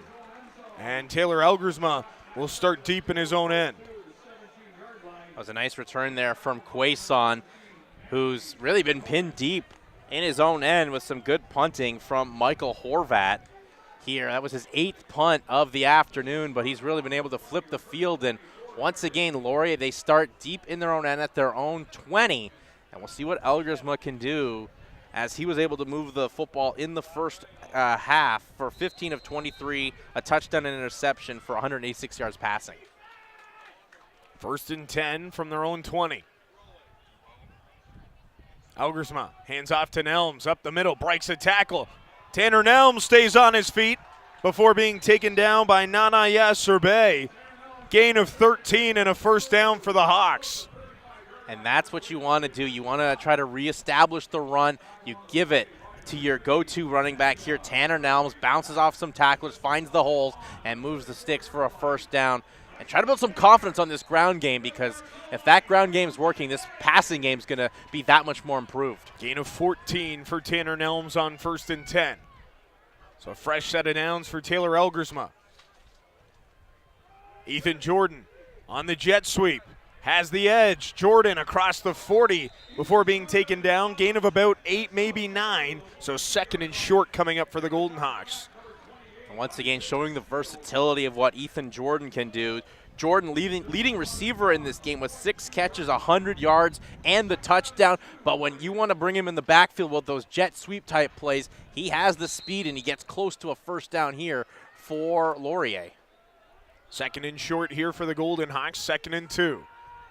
Nelms still the running back. Paris Elitis, the fullback, is a slot back to the left of Elgersma. Hand off to Nelms up the middle. Drives his feet forward and picks up the first down on the gain of 3.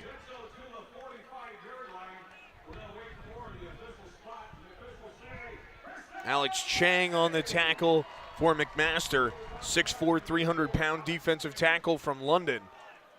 But another fresh set of downs for the Hawks. They'll scrimmage from their own 45.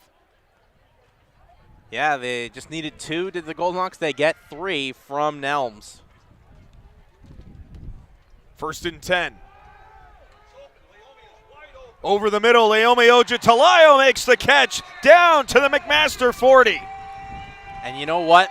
The Golden Hawks, they want to get Laomi Ojatalayo back in this offense. He had a costly drop in the first half where he tried to catch the ball with his body more so than his hands. There he caught it with his hands, moves the sticks, and you use that big frame and get him in the offense going. It's just another weapon for Laurier. 1st and 10 from the McMaster 41 after the big game from Laomi Ojatalayo. Gain of 23 on his first catch of the day. Play action to Nelms. Jackson Stebbings makes the catch in the flat. Cuts it upfield, lost the football. It goes out of bounds. Who touched it last? We're waiting on the call from the referees as they're huddled up. Jackson Stebbings lost the ball. And it's McMaster football. Last touch by the Marauders.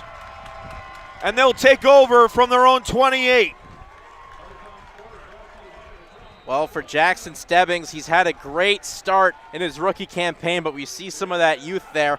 Got popped after making the completion. He turned the football over, and that's just a drive killer. Laurier's been able to do that to a lot of opponents this season, but McMaster defense, once again, so stingy, forced a huge turnover to kill a great drive. Taylor Elgersma called for an objectionable conduct after the play, so it's a 10-yard penalty. Mac will start from their own 38.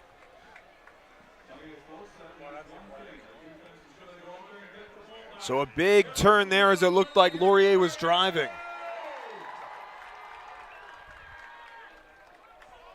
First and 10 from their own 38 for Keegan Hall and the McMaster offense. Matthew Gale on the sweep. Gets strung out. He lost the football. Who's got it? No signal yet.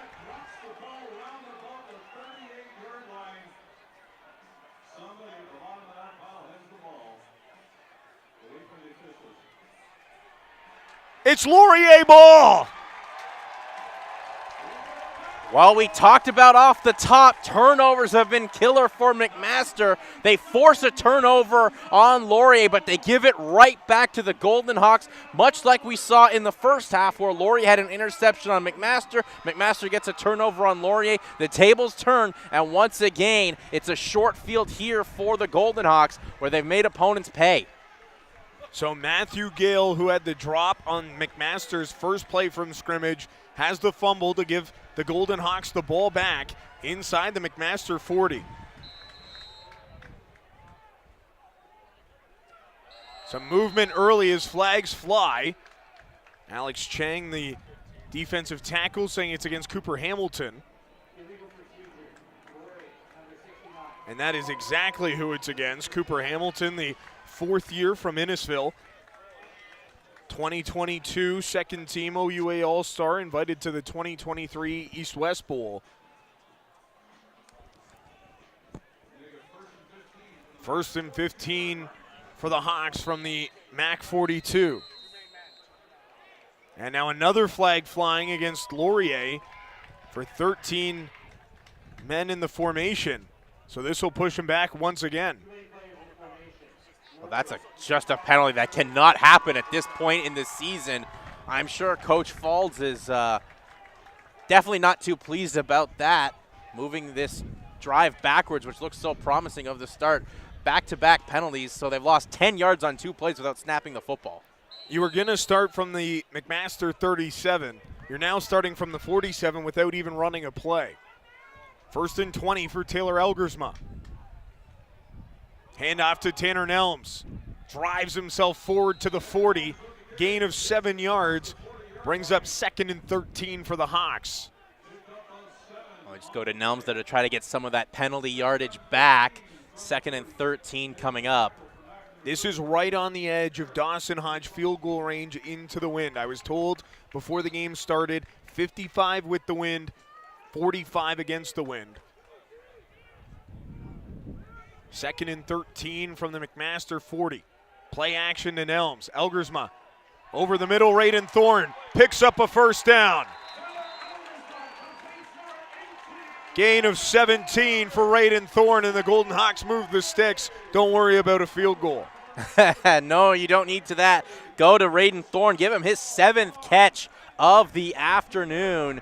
And Laurier with another big conversion here, moving the chains. And it's the go-to receivers that are stepping up here for Laurier in this pivotal homecoming game. First and 10 for the Hawks from the McMaster 23. Handoff to Nelms. He follows his blocks again. Tanner Nelms inside the 10. First and goal for the Laurier Golden Hawks inside the Team Milivic Royal LePage red zone.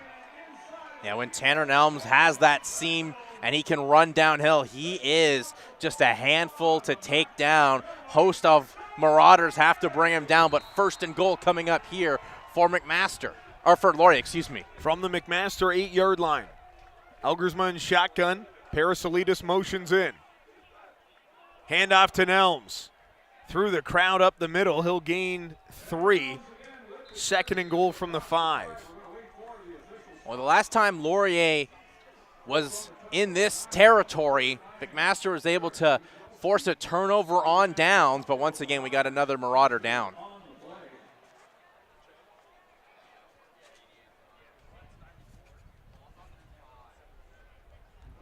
Looks like Alex Chang.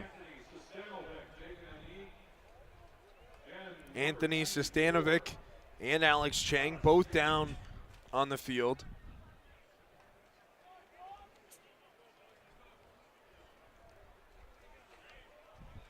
So both being worked on by the McMaster training staff. McMaster has gone through the injuries here today. Jacob Patton still on the McMaster sideline with his helmet off. His shoulder pads and jersey still on, but again, he had the ice on his right quad. Typically, when they put ice on the injuries, means the afternoon's over. Sean Underhill had taken off his uniform, so I presume that his afternoon is done. But the good news for McMaster was their guys in the backfield. Their running back, Braden Kelly, was hurt, came back into play, and same with Jacob Mason. So, but yeah, it's been just a injury bug that just seems to have bitten through this Marauder squad here this afternoon. Alex Chang being helped back to the McMaster sideline, as well as Anthony Sestanovic. So that's a starting D tackle and a starting linebacker for the McMaster Marauders. especially when you have 2nd and goal from the 5 and you're down your weak side linebacker. That's usually the guy you want to hammer the nail home. 2nd and goal. They spot him at the 4. Nelms in the backfield behind Taylor Elgersma. Elgersma drops back to pass. He'll throw to the end zone. Touchdown! Laomi Ojitalayo, his 2nd touchdown of the season, and the Golden Hawks retake the lead. Big drive after the turnover from McMaster, and Ojitalayo has found his confidence. He loves that corner of the end zone, uses his big frame to box out the corners, and he wins out, uses his hands, catching it with his hands. When he tries to use the body, hasn't worked out so well this season, but he has great hand-eye coordination, proves it there, gets his 2nd touchdown of the season, and Laurier back to the lead. Perfectly placed ball by Taylor Elgersma as well to that corner of the end zone. Dawson Hodge on to attempt the extra point, and it's good. So the Golden Hawks have a 14-9 lead. Well, that's what you want to see from this Laurier offense, that they themselves found a groove. You give this Laurier offense a short field to work with, they will find a way to make the opponent pay for it. And as well, they're getting the running game going. They're getting Tanner Nelms involved rushing the football. When you see what Tanner Nelms has been able to do now, coming out, rushing the football on these last few drives here. He's got 11 carries, 57 yards on the ground, with the longest being 15 yards. Get that run to set up the pass, and it really worked out on that last drive. That Laurier touchdown brought to you by Waterloo Brewing. I had the Cruncherito last night for dinner, paired with a Waterloo Dark. Asparagus-based tortilla chips as well. Very, very good. Pulled pork Cruncherito. With this Laurier defense, they just had a Cruncherito on their last series, forcing the turnover. And we'll see now how Keegan Hall can respond with McMaster. Wynn knocking the ball off the tee for Dawson Hodge as he gets set to kick this one off from his own 45. 14-9, the Laurier Golden Hawks lead after that Laomi Ojitalayo touchdown catch from Taylor Elgersma from 4 yards out. Elgersma now 20 of 28 for 253 and 2 touchdowns. Dawson Hodge boots this one away to the McMaster 14, and Isaiah Shields will get it as zone 10. Isaiah Shields stays up and gets across to the Laurier 35 before being taken down, and Keegan Hall will come back onto the field. And another Marauder injured at his own 15-yard line. It's Nathan Denkers. Yeah, Denkers popped up like he was trying to be okay, but just went right down. He is not feeling well at all. Right after that kickoff came to the McMaster side, and another body for McMaster has hurt. That's got to be, we're nearing double digits, it feels like, Jack. Well, that's another running back to go down in this one. So that's the 3rd of 5 running backs that have dropped down to the turf. Jacob Mason is up on his feet and with his helmet on, so we presume that he can keep playing. But Nathan Denkers, the first year from Hamilton, 6'4", 225-pound fullback. So Keegan Hall will start from his own 36, whose Denkers walks off to his sideline.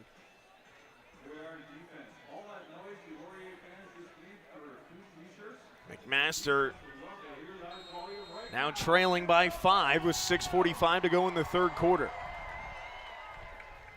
Keegan Hall hands this one off to Kelly, and he gets swallowed up in the backfield. Omari Hastings, 2nd and long for the Marauders. What a play there by Omari Hastings, blowing that up for the McMaster Marauders. Hastings just beats his man and makes a serious tackle for a big loss. 2nd tackle of the afternoon for Hastings, but a huge loss of 4 for McMaster. 2nd and 14 for the Marauders from their own 32. Keegan Hall in shotgun. Looks to his left, now over the middle. Underneath, and a big hit. Ify Onyemanum.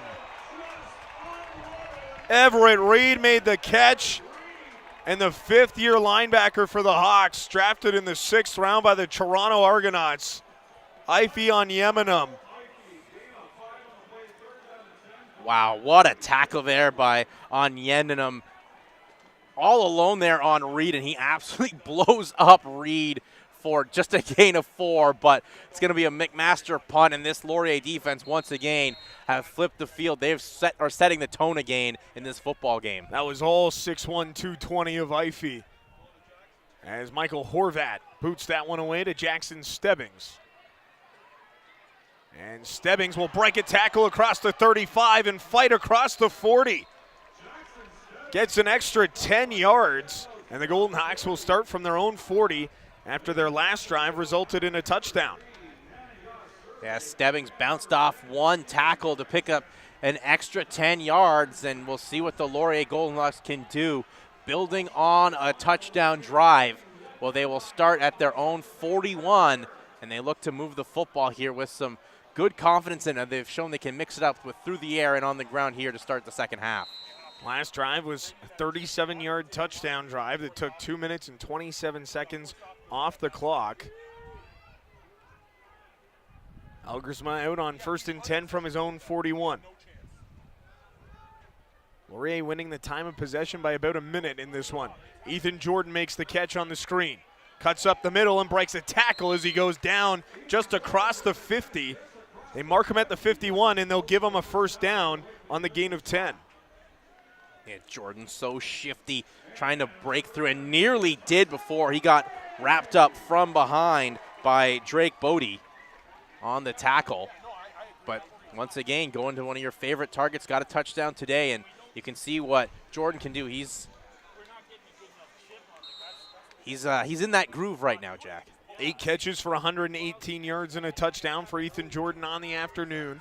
14-9, the Golden Hawks lead with 4.5 to go in the third quarter. Jack Moore, Jason Hagholm with you on OUA TV. Elgersma 1st and 10. He'll fire it to the far side for Jordan. Made the catch. Was he inbounds? He was. Big pitch and catch from Taylor Elgersma to Ethan Jordan. And the Golden Hawks have a 1st and 10 from the McMaster 33. 9th catch of the afternoon now for Ethan Jordan, and what a job by him to toe the sideline and make that catch with the pressure coming on him, hold on, go out of bounds, and another big first down for Laurier through the air. Gain of 26 on the play. So that'll put Ethan Jordan over 140 yards through the air. 1st and 10 for Elgersma. Hands off to Tanner Nelms. Driving himself forward before being hauled down on the gain of 5. So 2nd and medium coming up for the Golden Hawks. Dominic Lemani making the tackle for McMaster. And Nelms has done a good job of following his blockers here in the second half, and that run game that just looked like it wasn't even here in the first half is starting to come to life as Nelms just battling off some tackles, and once again makes it a 2nd and medium and manageable for this Laurier offense.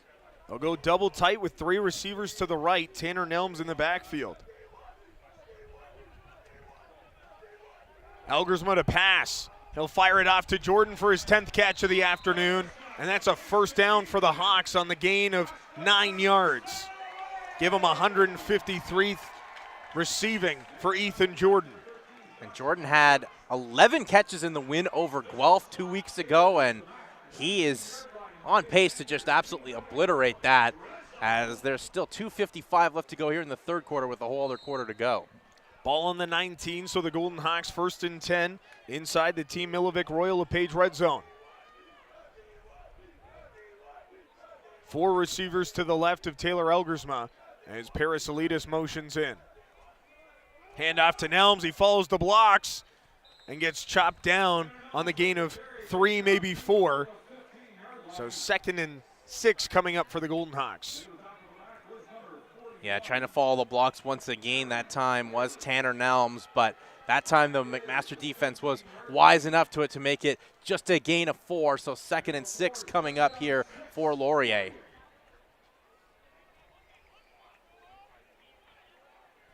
Nelms stays in the game for the Golden Hawks. 13 carries for 66 yards. Elgersma gets away from pressure and pulls it down himself. Gets a block from Ojitalayo down to the goal line, and they'll mark him on the 1.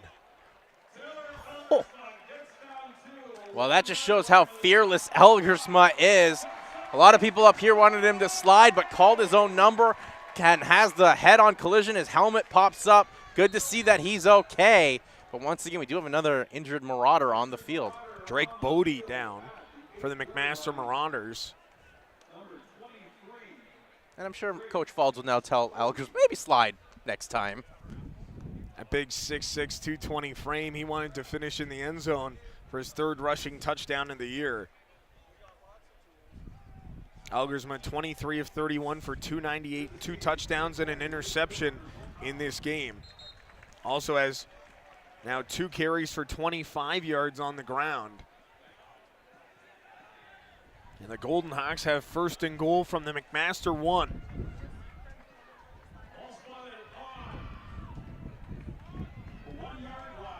A touchdown would make this a 2-possession game for the Golden Hawks.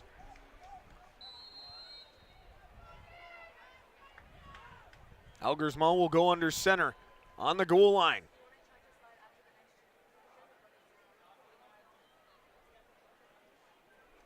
Keeps it himself over the top. Touchdown! 3rd rushing touchdown of the season for Taylor Elgersma. His 3rd total touchdown of the game. And the Golden Hawks strike again in the 3rd quarter. Well, what adjustments this Laurier offense has made. Elgersma, he set up that touchdown play with himself calling his own numbers, just dives in over the goal line, does the stanky leg, and makes it a 2-score game with Elgersma's 3rd rushing touchdown of the season. And this offense, Jack, that we were a little worried about maybe in that first half, they found their groove.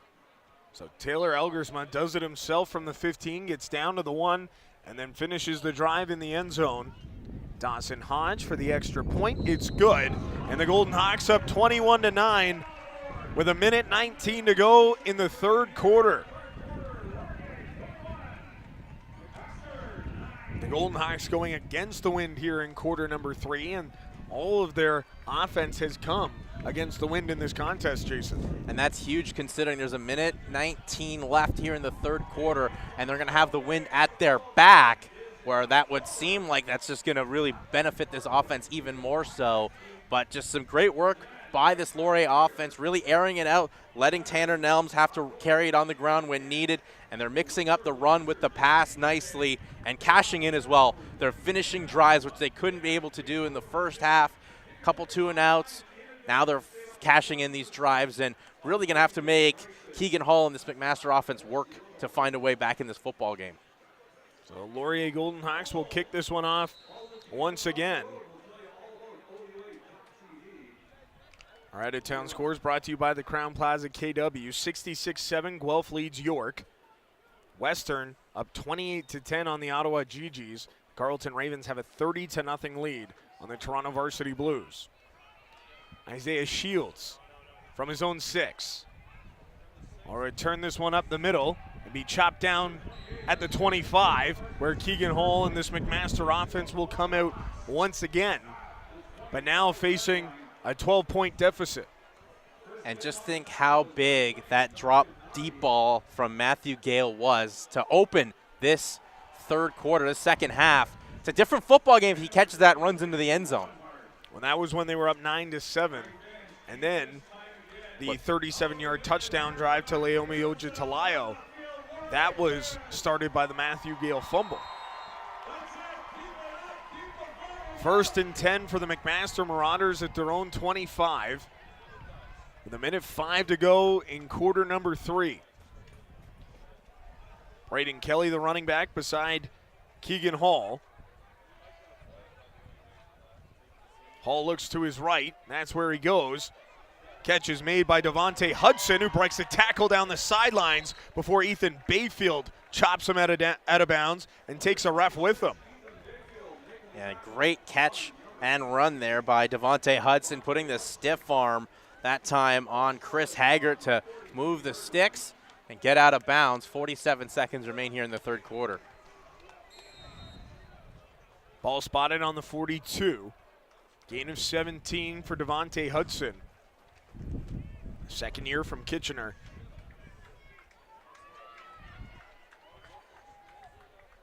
Four receptions for 25 yards last week. Got his first catch of the game there.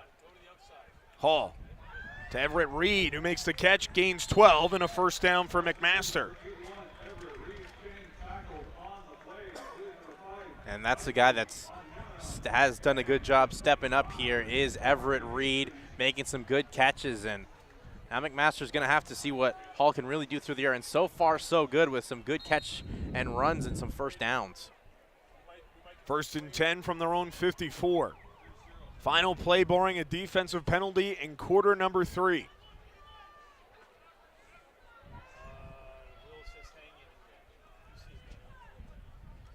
Hall play action to Kelly. Rolls to his right.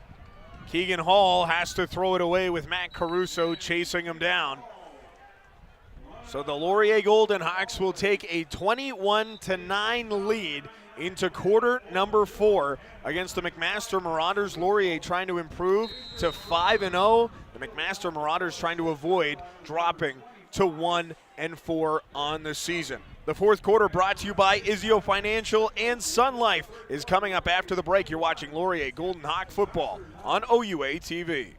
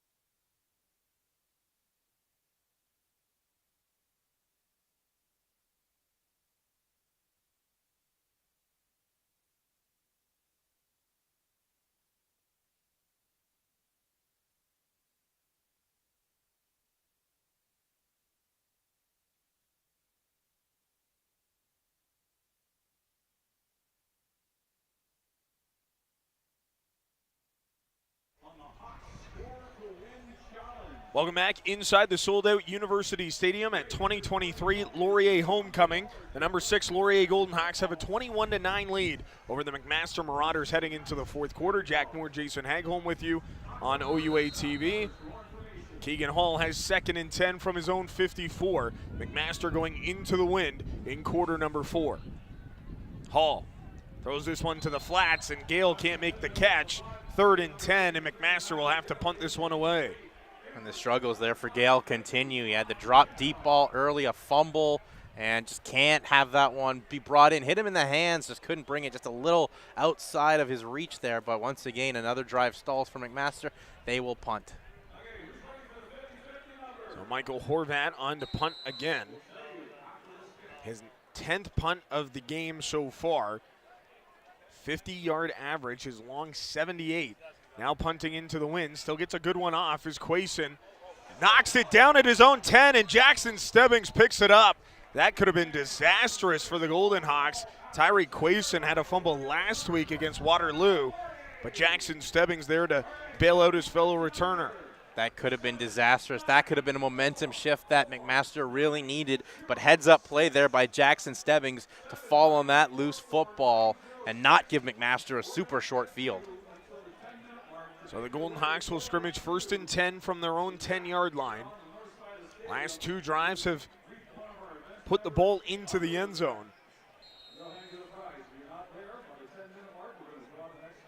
Last drive was 69 yards on 7 plays over 4 minutes. Tanner Nelms cuts it up the middle, dropped at the 15, gain of 5, 2nd and 5 for the Hawks. And that's one thing that Tanner Nelms does so well. Like, obviously you want your running back maybe to get you a first down, but to make it 2nd and manageable, 2nd and 5, 2nd and medium, that's just a valuable asset to have from a tailback, especially here pinned deep in your own end. 14th carry of the game for 71 yards for Tanner Nelms in this one. averaging right at 5 yards a carry. 2nd and 5 for Elgersma from his own 15. Fires this one off. Ethan Jordan makes the catch. That's his 11th of the game. That'll move the sticks. And the Golden Hawks will have 1st and 10 at their own 24. So Ethan Jordan right now matches his completions, his receptions from just 2 weeks ago against the Guelph Griffins. But what a catch that was, too. I had to jump up and get it and fight forward to move the chains for the Golden Hawks. 41 receptions on the year for over 450 yards for Ethan Jordan. 1st and 10. Elgersma. Play action in Elms. Has time over the middle. Laomi Ojatalayo makes the catch, and he has space to run it down the sideline. Nana Yasserba takes him down inside the MAC 30. Big play from Laomi Ojatalayo. Just his 3rd catch of the afternoon, but biggest and most important of the game. And what a way to make up after what looked like an easy catch in the first half. Has the touchdown, and that's a huge gain. Good catch and run there for Ojatalayo. Make that a 56-yard catch. 3 catches for 84 yards in the game and a touchdown from Laomi Ojatalayo. The Golden Hawks have 1st and 10 from the MAC 30. Play action again. Elgersma fires that one off to Raiden Thorne, breaks a tackle, gets a block inside the 15.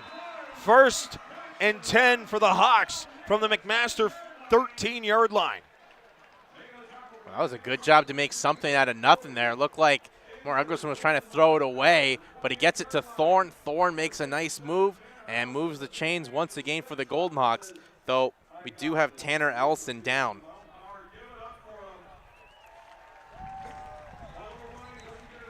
Tanner Ellison off to the Laurier sideline under his own power. 1st and 10 for the Hawks. Started this drive at their own 10. 87 yards they've gained on this drive so far.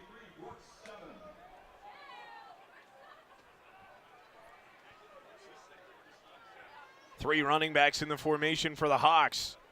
Play action to Scott. Raiden Thorne makes the catch, and he'll get forced out of bounds at the 3. That's a 1st down for the Hawks. So 1st and goal inside the T. Milivic Royal LePage red zone for the Golden Hawks. The last time they had 1st and goal, it was Elgersma calling his own number, plunging over the goal line for the touchdown. Thorne tried to get that ball on the pylon short, but once again, a 1st and goal coming up here for Laurier.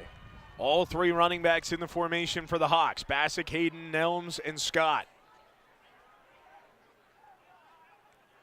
Play action to Scott. Elgersma hits the goalpost, trying to find Laomi Ojatalayo. That's one of those only in Canada problems right there, but you could just see the strike that Elgersma wanted there. He wanted to go to that big body in the end zone again, and Ojatalayo to give him his 2nd touchdown of the afternoon. He started the success of this drive. Why not cash him off? Just unfortunately hit the goalpost. 2nd and goal from the 3-yard line. Hawks will go double tight with Tanner Nelms in the backfield and a fullback lined up in the slot to the right.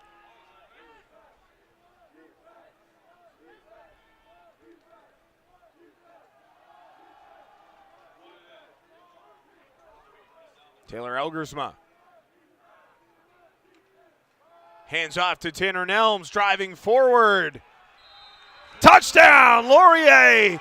Tanner Nelms. 2nd touchdown of the season.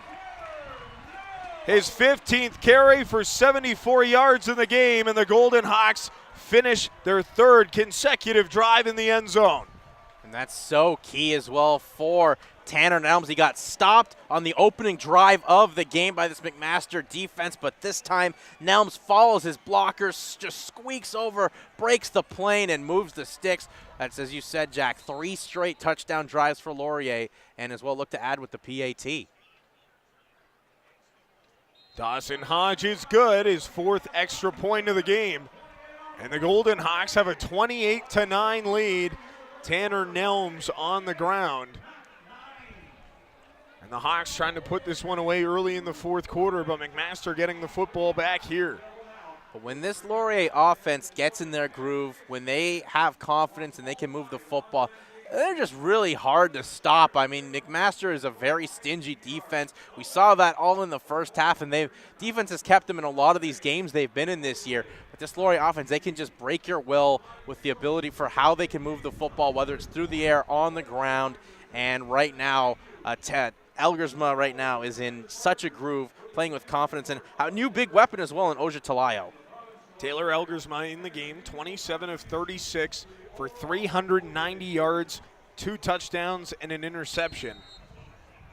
Ethan Jordan, 11 catches for 162 yards and a touchdown. Raiden Thorne, 9 catches for 106 yards. Naomi Oja Talayo, 3 catches for 84 yards and a touchdown. The Golden Hawks up by 19 with 11.5 to go. Hodge boots this one deep as Isaiah Shields takes it inside his own end zone. Shields breaks a couple tackles. Isaiah Shields chopped down by Dawson Hodge at his own 31. Shields has had some nice returns this afternoon for the Marauders, and that one was the best as he almost took it to the house, but good work by Dawson Hodge, the kicker, to chop down his man and, more importantly, save what could have been a dangerous touchdown. 5.5 total tackles on the season for Dawson Hodge. Don't tell Jason McGugan, who doesn't have any, the long snapper for the Hawks. I'm sure those are fun special teams meetings. 1st and 10 for McMaster from their own 31. Keegan Hall fires this one out. Hudson makes the catch. Chris Haggart makes the tackle immediately on the gain of 3, 2nd and 7.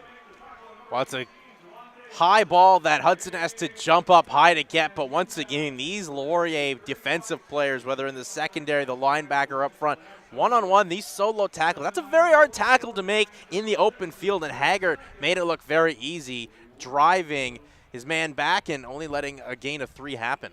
2nd and 7 for Keegan Hall. Under 10.5 to play in this game.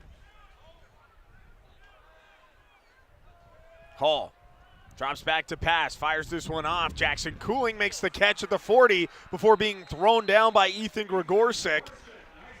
Cooling will be a yard short of the line to gain, so 3rd and 1 here for the McMaster Marauders, and they'll put on their heavy unit and bring in the backup quarterback, Steven Narancic. Yeah, big jumbo unit on here for the Marauders. They know they need to move the sticks here and get a first down. 3rd and 1 from their own 40. Narancic under center. Fumble the ball. Where will they spot him? It looks like he's short.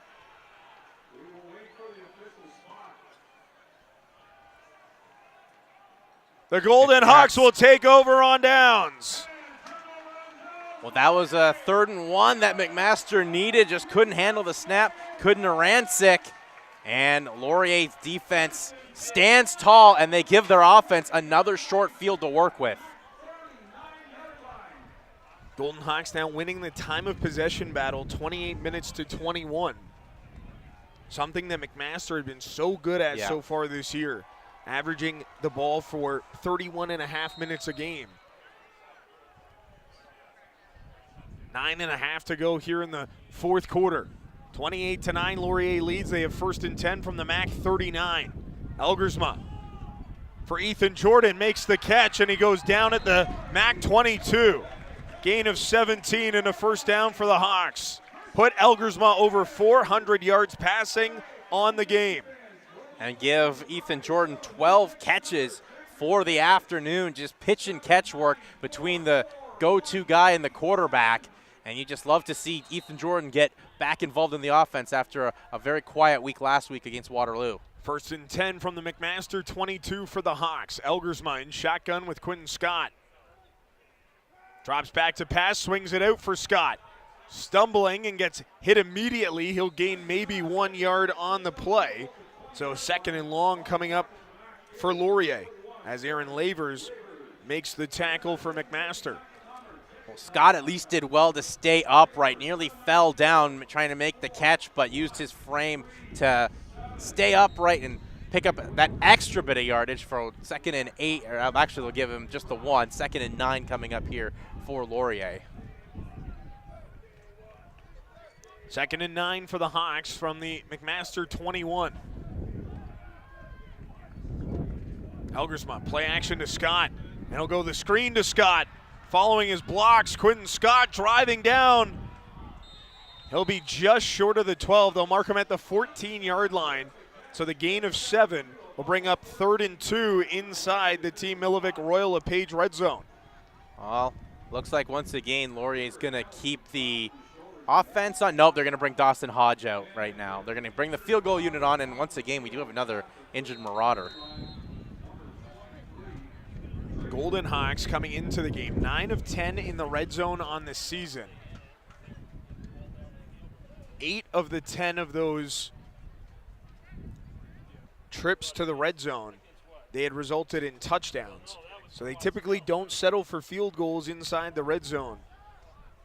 But 3rd and 2, up by 19. This would put them up by 22, which if McMaster were to mount to come back in the last 7.5 minutes of the game, that means they have to get at least 1 2-point conversion. Yeah, I don't hate this decision as well. I know they love to go for it, do the Laurier Golden Hawks, but you got a comfortable lead. You got Dawson Hodge with the wind at his back. This is almost a virtual chip shot here for Dawson Hodge. 5 of 9 on this season for Dawson Hodge. Remember, he started 4 of 8 on the year. He was 3 of 6 in game 1 against the Queens Gales, which Laurier won 11-10.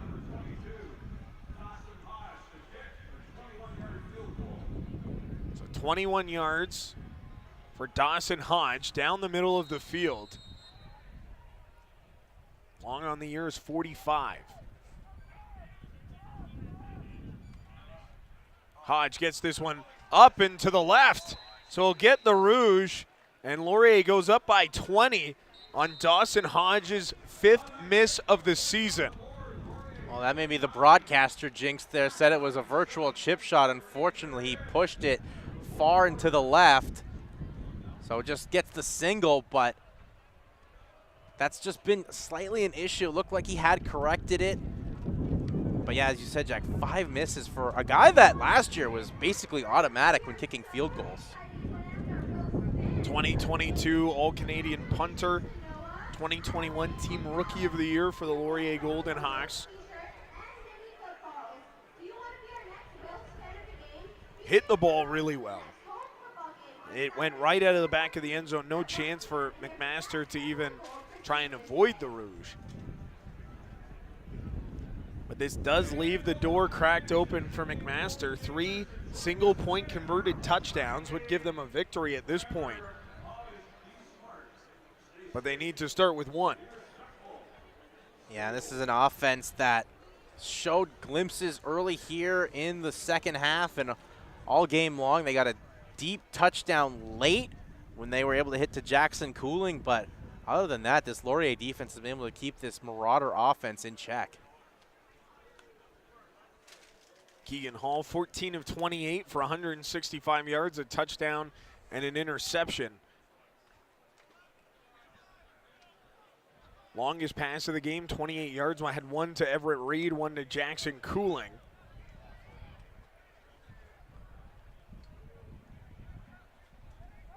We're ready to get back underway. Under 7.5 to go in the 4th quarter. Brought to you by Izio Financial and Sun Life.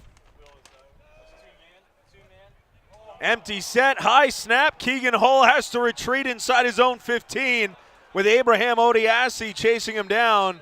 Threw it out of bounds, and this should be intentional grounding. Yeah. That was just a miscue from the start. High snap as Hall had to track it down, but that should definitely be intentional grounding. No receiver even in the vicinity of where Hall was throwing that. Inside the tackles, ball didn't make it back to the line of scrimmage. The whole list.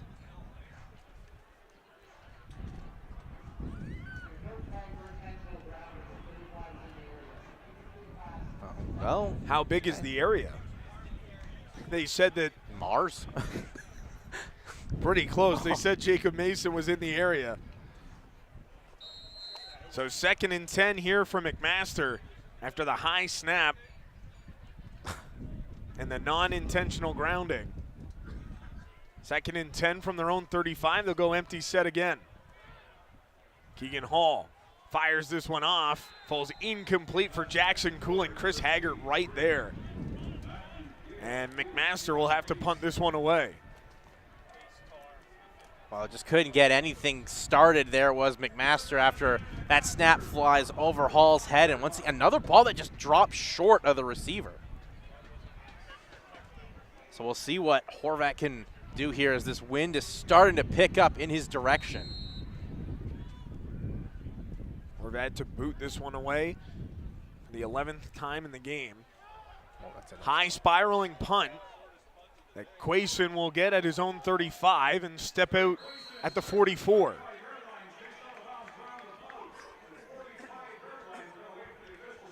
So the Golden Hawks will take over 1st and 10 from their own 44. Up by 20 with 6:40 to go in the 4th quarter. And this Golden Hawks offense has moved the football very well. They've picked up points on their last 4 drives, 3 touchdowns, and then the Rouge just moments ago after the Dawson Hodge missed field goal. But Taylor Algusma is slinging the football right now. 1st and 10 from his own 44. Elgersma 30 of 39 for 415 yards and 2 touchdowns. Double tight set for the Hawks with Quentin Scott in the backfield. Handoff to Scott. Has a crease. Quentin Scott in open field. Gets wrestled down inside the McMaster 35. Big gain by Quentin Scott. 1st and 10 for the Hawks from the McMaster 32-yard line. What a run there from Quentin Scott. He put on the Jets, followed his blockers, and carried a couple McMaster defenders with him. And boy, did Scott need that. Coming after that, before that carry, just 2 carries for 7 yards. Now that's his longest of a 14-yard run. 34-yard run for Quentin Scott on that one. Elgersma fires it out for Raiden Thorne, makes the catch inside the 25, and he gets himself down to the 16-yard line inside the Team Milivic Royal LePage red zone. And once again, Thorne, big target. Give him now 10 catches on the afternoon. 1st and 10 again for Laurier, which McMaster's defense had stood him up really, really well in the first half, but this Laurier offense has whittled them down here with 5 minutes to go in the 4th quarter. Handoff to Quentin Scott, and he'll drive down to the 13-yard line. A gain of 4 will bring up 2nd and 6. Yeah, Scott just plunges forward and picks up a nice 4-yard gain for the Laurier Golden Hawks. And good to see him get that confidence going on the ground. Really hadn't seen much of him coming out, more so as a receiver than as a running back. But late in the game, these running backs, they can be backbreakers, and we've just seen what Scott's been able to do on this series.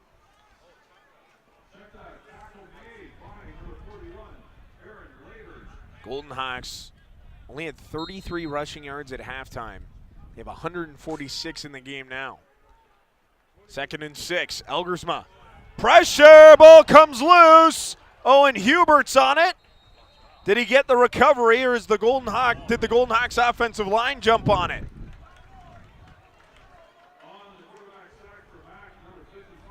And it was recovered by the Golden Hawks. So it brings up 3rd down. Elgersma got smoked from behind. Yeah, he didn't see that coming. He thought he had more time in the pocket than he did and got crushed off the edge. Lost the football.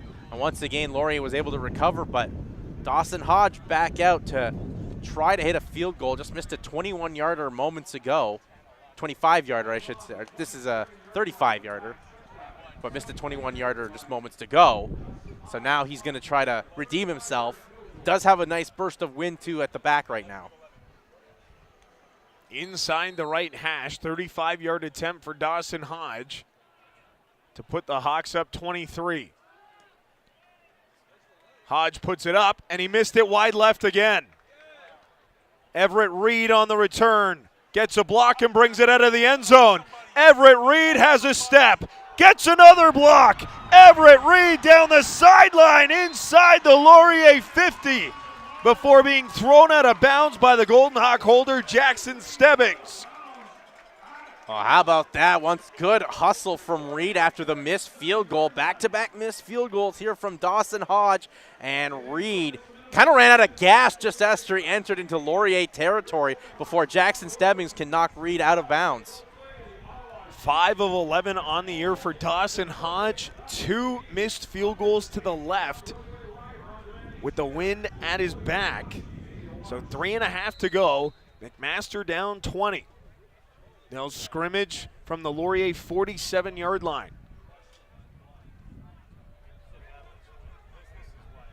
Empty set for Keegan Hall.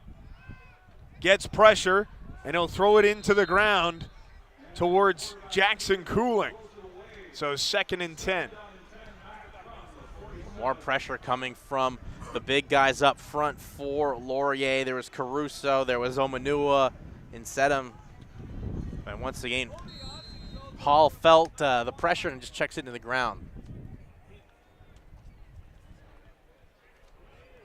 2nd and 10. Empty set.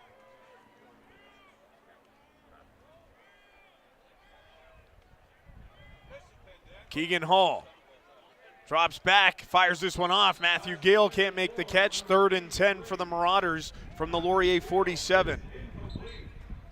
That was low at the knees there of Gale, and he just couldn't bring it in. And no gain on that drive. So McMaster, looks like they're punting. Kind of surprises me here a little bit, Jack, And with 2:53 left. The McMaster Marauders will call a timeout, and I think they want to rethink this. You punt this ball away, you're essentially conceding the game. Yeah, especially, I mean, 2:53, crazier things have happened in the realm of Canadian football. September 23rd to October 1st marks the first of 2 OUA Anti-Racism Awareness Weeks during the 2023-2024 season.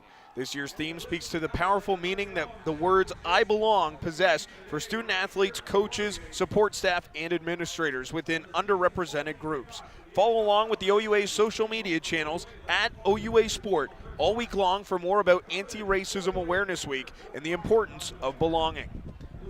So 3rd and 10, and they do bring the offense back onto the field. And that makes more sense. 2:53 to go in the 4th quarter, down by 20. Line to gain is the Laurier 37. Hall drops back to pass, has pressure. Luke Brubaker gets home, his 5th sack of the season. And that may be the KO that this Laurier team needed, and why not get it with the guy with the boxing background, comes off the edge, and finally someone gets home on Keegan Hall. So the Golden Hawks get the turnover on downs, and they'll take over from the midfield stripe at the 55. Maybe they should have punted. What do we know? What do we know? 2:48 to go in the 4th quarter. Laurier leading 29-9 against McMaster. They have 1st and 10 as Isaac Willis into the game for the Hawks. He'll hand this one off. Tanner Nelms gets taken down by Owen Hubert right at the original line of scrimmage. So 2nd and 10 coming up. Willis went 1 of 2 for 2 yards last week, coming in relief against the Waterloo Warriors. He did miss Ryan Hughes on the far sideline on what would have been a big play. So Taylor Elgersma's day is done, 31 of 40 for 430 yards and 2 touchdowns. He also adds 3 carries for 26 yards and a touchdown on the ground. And Isaac Willis has 2nd and 10 from midfield. Play action to Bassick Hayden. Isaac Willis over the middle. Laomi Ojatalayo makes his 4th catch of the game. Gain of 30 down to the MAC 25. That's a great ball there from Isaac Willis, right over the fingertips of the McMaster defender this time in Owen Hubert, and right into the hands of Ojatalayo, who's having a sensational second half. 4th catch of the game, 109 yards for Laomi Ojatalayo. Also had a touchdown. 2:05 to go in the 4th quarter. 1st and 10 from the MAC 25.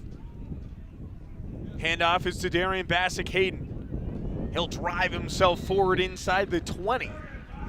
Gain of 6 will bring up 2nd and 4 for the Hawks. Yeah, Bassick-Hayden, part of the 3rd head of this 3-headed running back monster, was able to just fit that big frame through that little hole and pick up a nice gain of 7. 2nd and 3 coming up for Laurier. So Willis lines up in shotgun with Bassick-Hayden behind him, double tight for the Hawks, 3 receivers to the right. Handoff to Bassick-Hayden, bounces it up outside. Bassick-Hayden drives himself inside the 10, 1st and goal coming up for the Hawks. They're inside the Team Milivic Royal LePage red zone. And 1st down for the Golden Hawks on the Bassick-Hayden carry. Back-to-back carries there for Bassick-Hayden, and he's just like a bowling ball. He's so hard to take down when he's rumbling, has that open field. 1st and goal for the Golden Hawks. Just over a minute to go here in the 4th quarter. Double tight again for Laurier. Bassick-Hayden takes the handoff. Bounces it back to the right. He'll go down at the 6-yard line, 2nd and goal for the Hawks. Aaron Lavers with a good shoestring tackle there, taking down Bassick-Hayden, because the one way he was going was clogged, and he saw a lane to the right side as he was looking for the end zone. And we do have another injured Marauder on the field. Looks like Mitch Price down on the field for McMaster. The big 3rd-year D tackle from Caledon.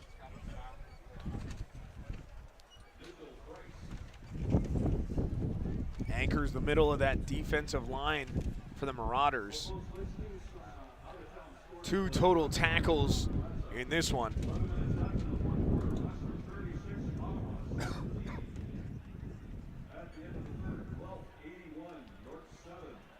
Guelph Griffins up 81-7 on the York Lions. Carleton up 39-7 on the Toronto Varsity Blues. And the Western Mustangs have pulled away 36-17.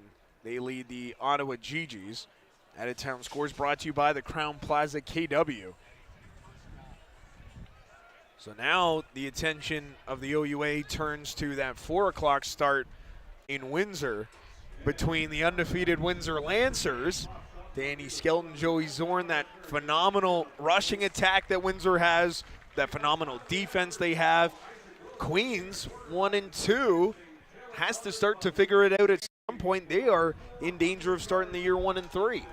Yeah, that's a very pivotal game. I mean, who would have thought coming into this week with teams being undefeated? You know, a lot of people thought obviously Western, Laurier had the potential, but not a lot of people saw Windsor. They got the chance to go 5-0 in a matter of moments. Isaac Willis will throw to the end zone for Ryan Hughes. Touchdown! First career passing touchdown for Isaac Willis. First career receiving touchdown for Ryan Hughes. That was an impressive catch there from Hughes as he was held up. There maybe should have been a flag for pass interference. Doesn't matter. Ryan Hughes, one-handed grab, and what a ball thrown to him by Isaac Willis. For the touchdown, it's 35-9 as we wait the PAT.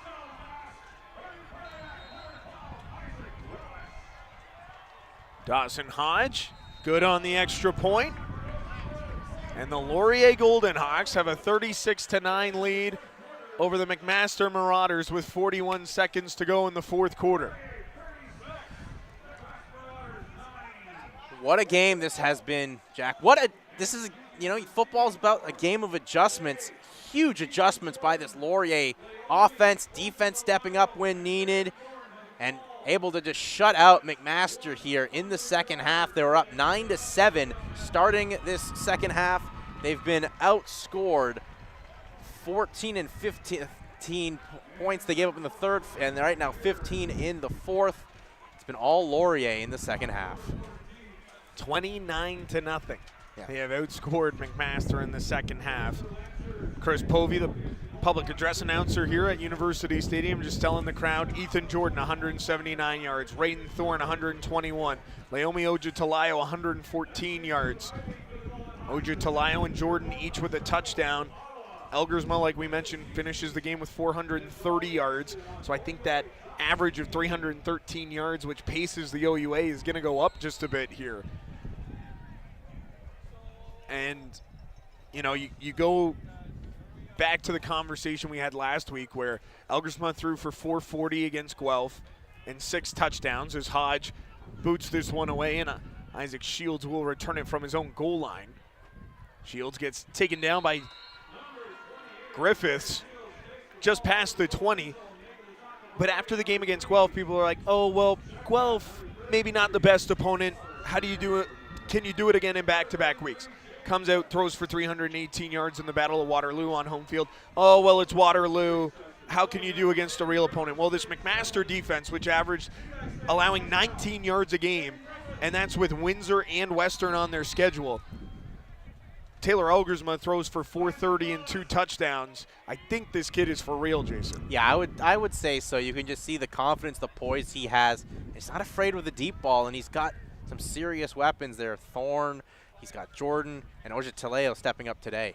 Play action is we get a change at quarterback for the McMaster Marauders. Steven Narancic, as Mason Watson makes his first play on the defensive line for the Golden Hawks. Brought in as a running back. There was no clear path for him to play relatively soon as a running back, so he gained 35 pounds, went from 205 to he's about 240 now, and now a backup defensive end, and he gets the deflection there on 1st and 10. 31 seconds to go in the fourth quarter, and Laurier leading this one 36-9 over the McMaster Marauders. Narancic on 2nd and 10 for Cooling, and he dropped it with Ethan Bayfield coming downhill on him. And that's been one of the stories here for McMaster in the second half. Drop balls, missed opportunities. Because remember, if they're able to hit Matthew Gale in that first play of the second half, would have been a walk-in touchdown. Gale did everything right except bring in the football. It's a different football game. Different energy that's going to have to come out. Different energy from McMaster. Since then, it was all Laurier. This was a 9-7 game at the half. So McMaster will keep the offense out there on 3rd and 10 from their own 22. Steven Narancic in shotgun. Narancic looks to his right, intercepted! Ify Onyeminum, and he'll take it back for a touchdown. The Golden Hawks blowing this game wide open in the second half, and it's capped off by a defensive touchdown by Ify Onyeminum.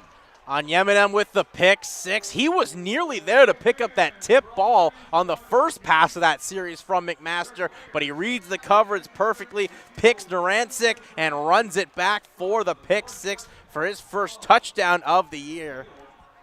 They marked him out at the 3-yard line, so it wasn't a touchdown. So scratch the touchdown, but super short field here for the Laurier offense, and what a interception again from Onyeminum. So the Golden Hawks will have 1st and goal from the McMaster 3, and Isaac Willis will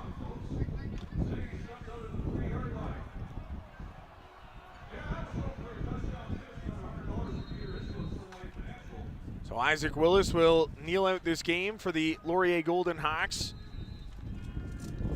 Now let the clock hit 0 after the referee Adam Hinks blows in the play. And the Laurier Golden Hawks will move to 5-0. Their best start to a season since 2007. The Golden Hawks stay undefeated with a 36-9 win over the McMaster Marauders. McMaster drops to 1-4. And for their playoff hopes to stay alive, they have to win out. But really, Jason, this game came down to the second half. Yep. And it was the Golden Hawks blowing it open with 29 unanswered points in half number 2. Just an unbelievable effort, 4 adjustments. Laurier, they struggled getting the run going in the first half. Well, they changed that with the ability to rush the football, get Tannenbaum's going. He finishes with 16 carries for 74 yards and a touchdown. And how about Taylor Algersma airing the football out, having 2 touchdown passes today. Leomi Ojetaleo stepping up. Of course, Ethan Jordan, Raiden Thorne, double digits in receptions. And the Laurier Golden Hawks can make their fans have a happy homecoming. They move to 5-0 as they hit the bye week next week before a big stretch to close the season out, Jack, with games in Ottawa against the GGs, right here against the Windsor Lancers, and they close the season out in London against the Western Mustangs. You're right. We won't be back here at University Stadium until October 14th when the Windsor Lancers come in to play the Laurier Golden Hawks. Windsor's game against Queens kicks off 4 p.m. on OUA TV. That's going to be a good one. The Laurier Golden Hawks, they do what they needed to do. They go to 5-0 heading into the bye, like you mentioned, Jason. Their best start to a season since 2007, and there's a lot of reasons to be excited about what this Golden Hawk team can do down the stretch of the season. 36-9, the final here from University Stadium. The Golden Hawks win on homecoming 2023 against the McMaster Marauders, and the number 6 ranked team in the country is ready to roll into the bye week at 5-0. For our technical producer Phil Dolmage, Jason Hagholm, I'm Jack Moore saying good afternoon from University Stadium, and we'll see you in 3 weeks when the Golden Hawks take on the Windsor Lancers.